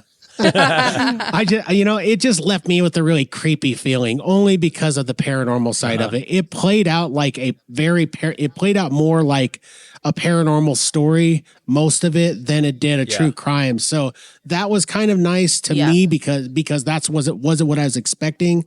But on the other side of the coin, it kind of left me angry with the Warrens but maybe the power of suggestion on that was just so much. But I felt like they did paint the Warrens as some crooks. Yeah, for sure. And I might be guilty of seeing them that way if that was how they painted them. There could be 100 other documentaries that, paint them in a different type of light that I just haven't watched, or different stories or things like that. So maybe this was a more biased documentary than I realized. It might be. Yeah. For me, and I'll get to y'all's feelings, but I'm going to interject here for a second. But Fine. I tend to lean, as you guys know now, to more of the skeptical side and say if there's any way to explain it away without the hoodoo. What? Oh wait. Do what? I thought we were doing the whole labyrinth thing. Hoodoo. Voodoo. Do what? Remind me of the Babe. Yeah. If there's a way to explain it away what just without happened? that, then I would. Cain, do you know that reference? No, but it's hilarious to listen to. Okay, yeah, good. it was good. I am glad I'm not the only one who doesn't get the reference this time. The Labyrinth. Okay, go check out David Bowie's Bulge. crotch lamp. Yeah. All right. So it's a national treasure. I'm gonna explain it away with the things that are not. And to me, Carl seemed to have a lot of the good explanations, and people being greedy, people wanting to sensationalize a story. Yeah. There's nothing new about this idea. I don't buy any of it. Ultimately, I left feeling like this maybe was a shitty little kid who had some behavioral issues and mental health issues, who got raised in a tumultuous household, maybe, who acted out and noticed he was getting that attention, and claimed it was possession. And he got to call his mom a douchebag and a priest a pork chop, little dick pork chop or whatever. What was it? It was fat dick. Fat course. dick, yeah. Little dick. Get it right. I like little dick pork chop. That is hey, good. you know what? You like can it. use that. Yeah. Anyway, claimed that one. was my feelings. I walked away from it going, that there's something getting blamed for a straight up murder and bad behavior, and it was blamed on supernatural. Lauren? Credits roll, and I think that the devil was an easy out for this guy. Yep. Yeah. I also kind of felt conflicted. I kind of talked about this before, but I wished we knew more about the Somanex thing and when, why, to who, for how long. That's the story. I wanna hear. Right. I want to know what How was going often on there. is it? Like every meal? Right. Like, And how do we know? And how do we know Yeah. for sure? Right. Like, because I feel like that's the key to this whole thing. Because if everybody's hallucinating, it's probably all of the sleeping pills that are ground up in their spaghetti. Bless That you. is disgusting. Also thinking that Ed and Lorraine Warren are charlatans, that they're hokey as fuck and prey on people who are scared. And what? I'm just laughing. Okay. I think that people are scared and they're looking for something to make sense of what's happening to their, whether it's mental issues or whatever it is that's happening. They're looking for something to pin it on, and Ed and Lorraine swoop in and are Give like, them something to. Ooh, hey, it's probably the devil. Let's capitalize on this. But really, we can blame all of this right on like the worst combination of things. Just what I was going to say though is we can blame all this on the damn neighbor who is the tarot reading person that pushed them to go talk to Ed and Lorraine Warren were like, they were like the what's that guy's name? Billy Graham. Billy Graham, yeah. Of, demonology. So, I mean, if we're in 1981 or whatever it was, thing. we're doing the same thing. Yeah. But it was your fault. You're the neighbor. I'm not doing it. You're the neighbor in this situation, and this is your fault. You were one. Yeah. But so was Cain. He was born the same year you were. No, he was not. He wasn't even born yet. I'm 42. Wasn't even born yet. He was born in 19. You were born in 81. Yes. I was born in 82. See? Son of a goddamn bitch. I mean 80, yeah. I hate being wrong. It sucks even more when your sister's the one who's right, huh? I know. Oh, Lord. Okay, Molly, how did you But for real, like I think that the malleable minds of the kids, I think malleable mental minds, yep. They probably believe that all of that actually happened, even though it might just have been fabricated, which was what I was kind of alluding to when I brought up that stuff that you don't want to talk about. Yeah. Because I remember things from then that probably did not happen the way that they actually. And I don't remember them at all most of the time, and that also says something as well. I have that same experience with my sister too. I never remember anything, and she's like, "Do you remember this one time?" And I'm like, "Now I do, and I'm sad about it." Right? Yeah.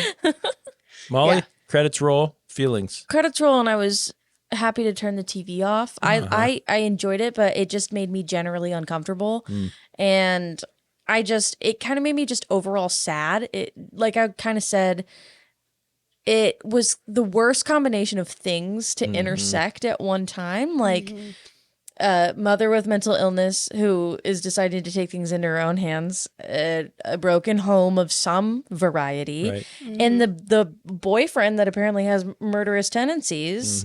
And from my perspective, the devil did not make him do it, but I understand that, and maybe the sleeping pills did or whatever, but it was so many sads. There's a lot of components going to it. It was a lot of really scared people. Yeah. Like being scared can make you do some weird shit. They want to find something that is going to make it all make sense, and there's so many different elements of it that honestly the only thing that overarches and can make all of it wrap around and tie together, Satan, Lucy herself. Right. I mean, and that's the thing is that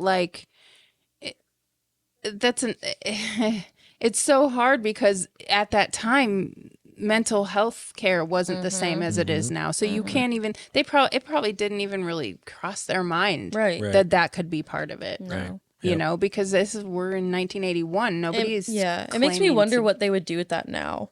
Well, and like, you know look at the Cropsey thing, like, right. You know what I mean? Like that wasn't very far off. So if I say I'm insane, which is probably why they didn't go that route, guess where you're going to end up? Probably Staten Island with those people.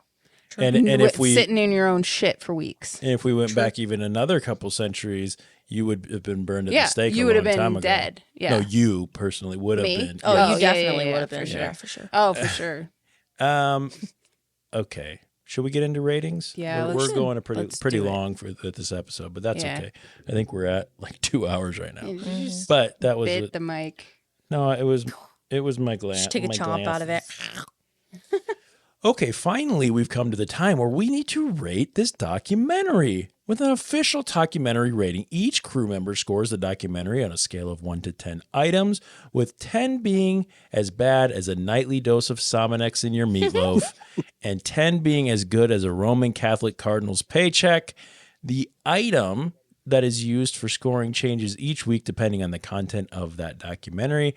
This week, we, of course, used Fat dick pork chops. Fat dick pork chops is our rating item. So, Cain, let's start with you, man. How many fat dick pork chops did you give the devil on trial? And you can't change your answer after our conversation because we take the answers from the beginning of the show. Oh, I was going to change mine. What? Nope. You can't. Stuck. Too late. Well, I'm still giving 8 fat dick pork chops. A nice big Joel Osteen, rolling around in a, Corvette type style. Not necessarily cardinal status, but almost there, Yeah. Oh, that's great. Why an 8? What's so 8, obviously, it's 2 away from 10. Yeah, the 2 away. Yeah. Wow, math. 2 away from 10. That means that it's 2 points away from being one of the best documentaries or on par with the best documentary you've ever seen. What put this there for you? And there's obviously no wrong answers here. What made this that good for you? The reason I say it's that good is because it was just the entertainment factor of it all. I mean, it was very entertaining. It did leave me with a weird feeling at the end. It gave me all sorts of emotions throughout. So that's why I gave it an enthusiastic 8 pork dick, whatever. Fat dick pork chop. Pork dick. Pork dick whatever. No, I love that. Thanks, pork man. Dick tenderloins. Yeah. Oh my God. All right. Thanks, Cain. Molly, let's go to you. How many fat dick pork chops did you give The Devil on Trial? I gave it. Why? I gave it 5. Okay. So on your 5 what? I'm sorry. 5 fat dick pork chops. Okay. 5 pork dick whatevers. So on your scale, I would say that ranks as a 5. It's a minor exorcism right yes, there. Minor exorcism. One minor Just a minor, exorcism right there. Yep. It's in that sweet spot. Yeah, right in the sweet spot of a minor. It's not too big, not too small. Yeah, Right. not cool enough for the Porsche, whatever. Right. The perfect exorcism. The perfect one. Just a little something. I would agree that I enjoyed it because of the entertainment factor. I thought it was fast paced. I thought it was well done. I liked how quick everything was with like the older clips and the new interviews, and I think they did a great job of telling the story. Me personally, I wouldn't recommend other people to watch it, which is why I'm kind of in the middle. Like, I don't think I would go to my... Oh, you got to watch this. Right, yeah. And I think it's maybe just because the company that I keep feels the same about this kind of, you know, the supernatural as I do. So I wouldn't necessarily like recommend it to a friend, but I did enjoy it. Yeah. I liked it. I thought that they did a great job producing it. It's just the story and the content matter wasn't really like up your alley that much. It wasn't like so. I think honestly, if it would have had more to do with the trial, it would have been a little bit more my thing. Just because like more true crime, less paranormal. Yes, as we've learned, I really like the true crime portion of things, Right. and seeing how that plays out in the court of law would have been more appealing to me. And the audio really did make me just very like uneasy. Yeah, it made my skin crawl a little bit too much. Where I was like, I need a warm bath. I'm like, All right, sister. It's time to talk about fat dick pork chops. Well, I gave this 8 extremely obese dick pork chops. Dick pork chops. Okay. Okay, 8. 8. Talk about it. I thought it was really well done. I kind of alluded to this earlier, but I thought they did a good job of like hiding the twist. Yeah, you know, sure. of like, well, there's actually this other explanation that could come into play here. And the twist, like a thriller movie, right? Yeah. And like even the fact that it wasn't the 11-year-old boy who did the murdering. Yeah, like I had no idea. I assumed it was the 11-year-old boy who was going to murder. Great fucking point. We didn't talk about that at all. That twist. Yeah, oh my God. I mean I thought that was a twist. I thought the whole if you logical explanation was a twist. So it kept me on my toes. I was like, oh shit, didn't see that coming. Right. So I thought this was good. I thought this was a fast paced. I didn't lose interest. It did kind of creep you out a little bit just because any child's maniacal laughter is creepy as shit, right? Regardless of whether they're trying to or whether or not it's demonic possession or whatever, it's still creepy. But yeah, okay, yeah. 8. What's funny is if you go back and watch the trailer now after having seen it, which we just tried to watch it earlier,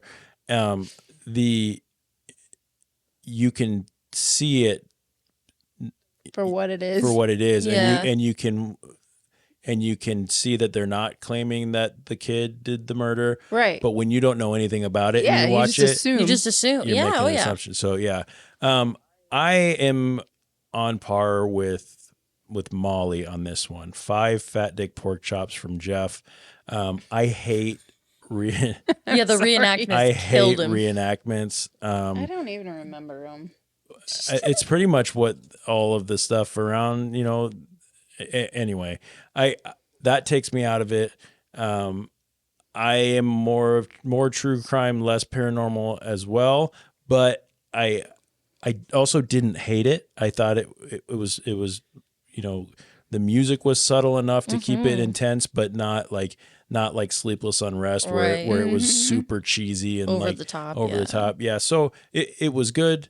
It was bad. It was right in the freaking middle. So, after averaging everyone's you need scores, a minor exorcism now. I know. The official documentary rating for The Devil on Trial is 6.5 fat dick pork chops. Woo! Thanks to all our listeners for tuning in and conjuring the spirit of Cain and joining us on this wild ride this evening. Douchebag. You're a douchebag. Cain Stevens of the Cain Stevens Super Show. Thank you so much for being with us tonight, man. This has been a lot of fun for me. I hope you enjoyed yourself. If you ever need other people to join you on your show, you've got 3 people in the room that would be happy to do that. Yeah, hell yeah. Well, I'm dying to have you guys on the show. I would love to. I'd love to do kind of this same thing, but in a different way. You know, we could watch maybe another documentary and just kind of do it my style. Yeah. But I really enjoyed this, man. Absolutely. The way you guys do this show is good. Is really fun. Like I do a lot of interviews with people, and this is definitely a one of a kind interview for me. So I really Thank do you, like man. this show, man. That's so kind. Thank you very much. I really appreciate That's that. so Keep nice. keep doing what you're doing. Tell our listeners again where they can find you, what your show is called, what and probably on all this stuff. And I'll put stuff in the showy notes as well. Talk about your show one more time. Yeah, for sure. Just if you guys get a chance, check me out. I'm only a hop, skip, and a jump away from Blomaha. So, and I do the Cain Stevens Super Show. I'm also a musician, so you can find me under Cain Stevens on Spotify and everywhere you can get music as well. But I would really like you guys to just check that stuff out. I have a couple albums out. My new single, Concrete Heart, is out. And just check out the Cain Stevens Super Show and get super with me. Awesome. Now I understand why there's a guitar and a little drum thing in the background of you. A little drum thing. Little drum thing. Well, I think it's one of those ones that like you put headphones on so That's that an it's electric not loud. drum It's an electric. I use that for My really bad, y'all. really bad drumming on my part. But I do play a lot of guitar. If I could pan the room, this is my studio. I shoot podcasts here and stuff too. So yeah. Very cool. Very cool. Well, thanks again, man. As always, thanks to the crew in the room, Sister Lauren and good golly, Miss Molly. Yeah. I like Sister Lauren. It's almost like a nun. Yeah, I am actually Sister Mary Lauren. Yeah, Sister Mary Lauren.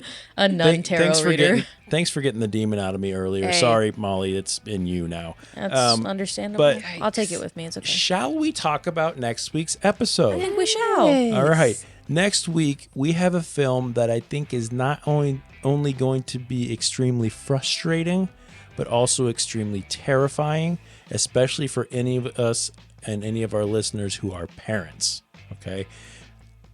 And want to be able to trust the healthcare system. Oh, God.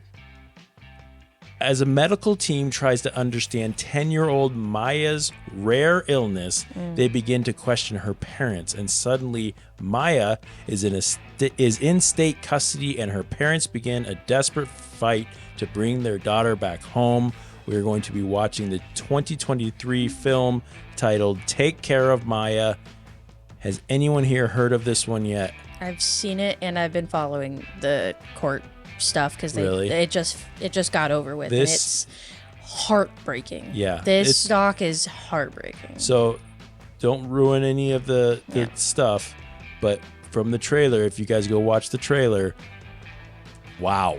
It's insane. Yeah. And wow. it's devastating, and the court case it came out and then the court case started like almost immediately after, and so at the end of the documentary, obviously it has like where they're at in the proceedings of trying to get into the court. So the turnaround time of Netflix releasing that documentary and then everything starting is like crazy happening like right now. Like it's Lauren, have you heard of this one? No. predictions. What are we talking about? I don't have any idea. Cain, how about you? I've never heard of this doc in my life. Based on what Molly and I just said, Lauren and Cain, you guys have any thoughts of what this is going? I like listening back and hearing like, this is what Take Care of Maya. I assume that they're like, some kind of neglect or something that they think the parents have done, and so they take the child out of their custody, and now they're trying to prove that they didn't do something. I don't know. You're not that far off. You're pretty, accurate. Yep. Yeah. It can be streamed on Netflix, so go check this one out. Very good. Yeah. As I said at the beginning, rate and review our podcast on all the stuff. If you've been listening this long, go to our social media or our YouTube and comment one word. Cain, what's the first word that comes to your head? About what we just did? Anything. Any word. Random word. Worms. Yeah, good one. It's a good one. Worms. I have some concern about why worms is what came to your head. Is it because of fat dick pork chops? It's fine, though. We are good. The worms crawl in. The worms crawl out. Worms crawl in. Worms crawl out. Out to play. Okay, so go and comment the word worms on anything that is Talkumentary, and we'll give you a shout out on our show. Worms. Next week, join us as we do our best to protect our children one documentary at a time. Cain, thanks for being here, my man. It's been a pleasure. Any parting words for us or the listeners? Just stay away from the devil. If you're in a trial, you know it. I think that's good words of advice. Or link up with them. I mean, he could be a really good asset. It depends on how it does for Lauren. On behalf of Lauren, good golly, Miss Molly. Say something. Hey, yes, on behalf of us. Thank you. Cain Stevens, Matt, and DJ in the post-production booth, and the entire Talkumentary family. I'm your host, Jeff Kolaski, and I want to thank you all for listening. I hope you keep your minds open and be kind to each other. Bye. Goodbye. Welcome to Talkumentary Secret Trivia. If you've been listening, Secret. I got a secret. I forgot that song existed. Yeah, if you've been listening and just letting the silence run in your car and your headphones, and you didn't go to the next song or the next podcast, then you are here with Secret Trivia with Talkumentary. We are back with Cain Stevens, good golly, Miss Molly, and Sister Lauren. Hey. We are going to be doing Bible trivia this evening. Yeah. You're welcome. Sister Lauren's about to dominate. Okay. I have never read anything from the Bible ever. Okay. I'll Here's help our first question. Thank you, sister. What is the sixth of the 10 Commandments? The 6th? Yep. Oh, Jesus Christ. I mean... You failed trivia already. Wow. Cain, any idea? Taking the Lord's name in vain? Thou shalt not something. I have no idea on the 6th. Thou shalt not kill. Yep. Is that what it is? Sister Lauren. It is. It is Was murder. that a total guess? Yes. Amazing. I was going to I say the cheat on your whatever. Wife Yeah, or cheat on whatever. your wife. Or wait, Cheat on your wife. covet your neighbor's wife or something. Thou like shalt not cheat on your wife. I was going to say Shall fuck your not. neiver, and then I was like, that's right. Fuck your neighbor as yourself. Thou Oh, wait, shalt no, not that's fuck wrong. your neighbor. Let's see. What 4 books of the Bible tell about Jesus' life on earth? I know this, but I'll give somebody else the... Not I. Cain? Cain? Any idea? Matthew, Mark, Luke, and John. I can't play because I have Yes. you, the man. Very good. This is a bonus question. One of Adam and Eve's sons was named Abel. The other was named what? I know. Never heard of the name. Cain, do you have a guess? Well, I know why you picked it. Yeah, I have a pretty good idea. I think it's Cain. His name's Cain. It is Cain. I get it now. I was like, what is the joke I'm missing? I was like, this guy's name's got to be so funny. I understand. I now get you it. get the joke. I get it. You really don't know anything about the Bible. No, both of my dad's agnostic and my mom was atheist. So like wow. What's that like? They raised us to basically say, we're not going to take you to church, but if you ever want to go, like we'll take you, but like we're not going to go. But like I went with like my friends just, like, sometimes. drop you off or No, like they would like if I wanted to, they would have taken me, but I see, we okay. never had any interest in it. But they were like, read about any that you want, pick one, believe in it, cool, That's let real us know. Mm-hmm. It was like they were great about that. They sucked about a lot of other things, obviously, but like they had Nobody's perfect. great religious views. It was great. Sure. Okay, next question. What were men trying to do at the Tower of Babel? Why did they build it? Were they trying to see really far? Were they trying to see if the earth was curved? No.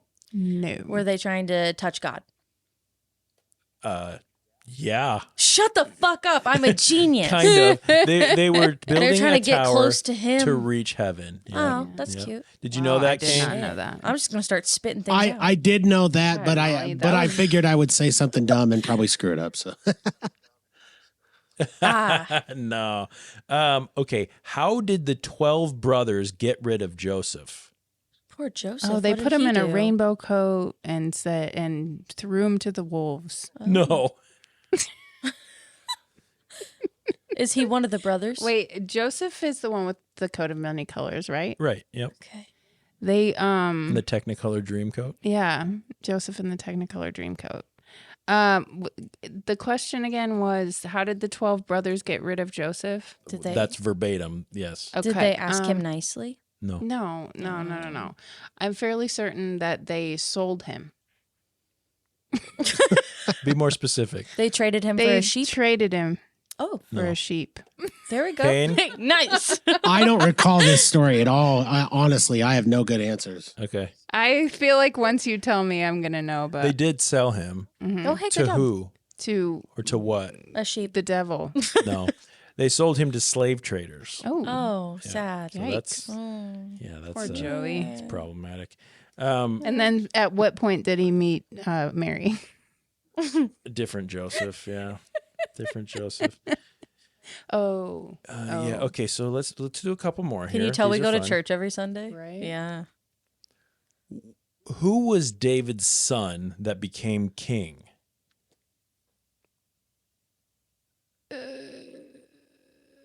Paul. No. Saul. Is it Saul? What? Saul. No. Close with King. Saul. I mean, continue the Sam. name. Solomon. Solomon. Solomon. Nice. Yeah. Solomon. Yeah.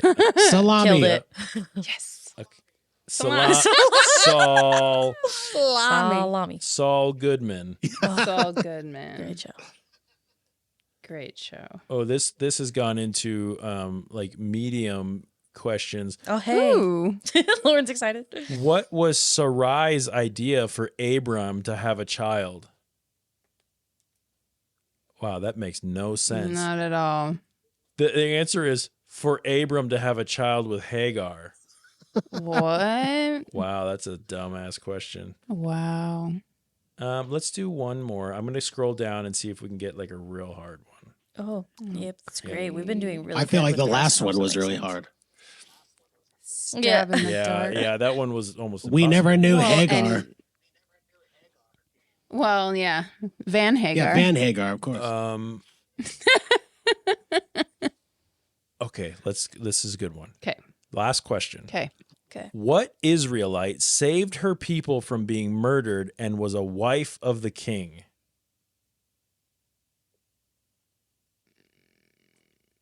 There's only like 2 women in the Bible. I was about to so say, I choose only one. know one, and it's Mary, and I don't Okay, think there's it was more than her. 2, I guess.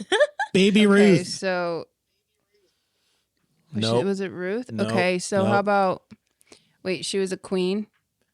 Well, she was the wife of a king, so that's all this says. Was can't who give was any the more. king? Do you know?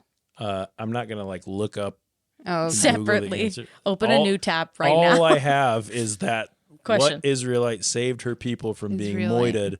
Moided. and was a wife of the king. I always go Australian. I can't do I like it. anything else. Well, yeah, your New York turns into Australian very smoothly. The only other female is name no I New can York. think of is Sarah. Was it Sarah?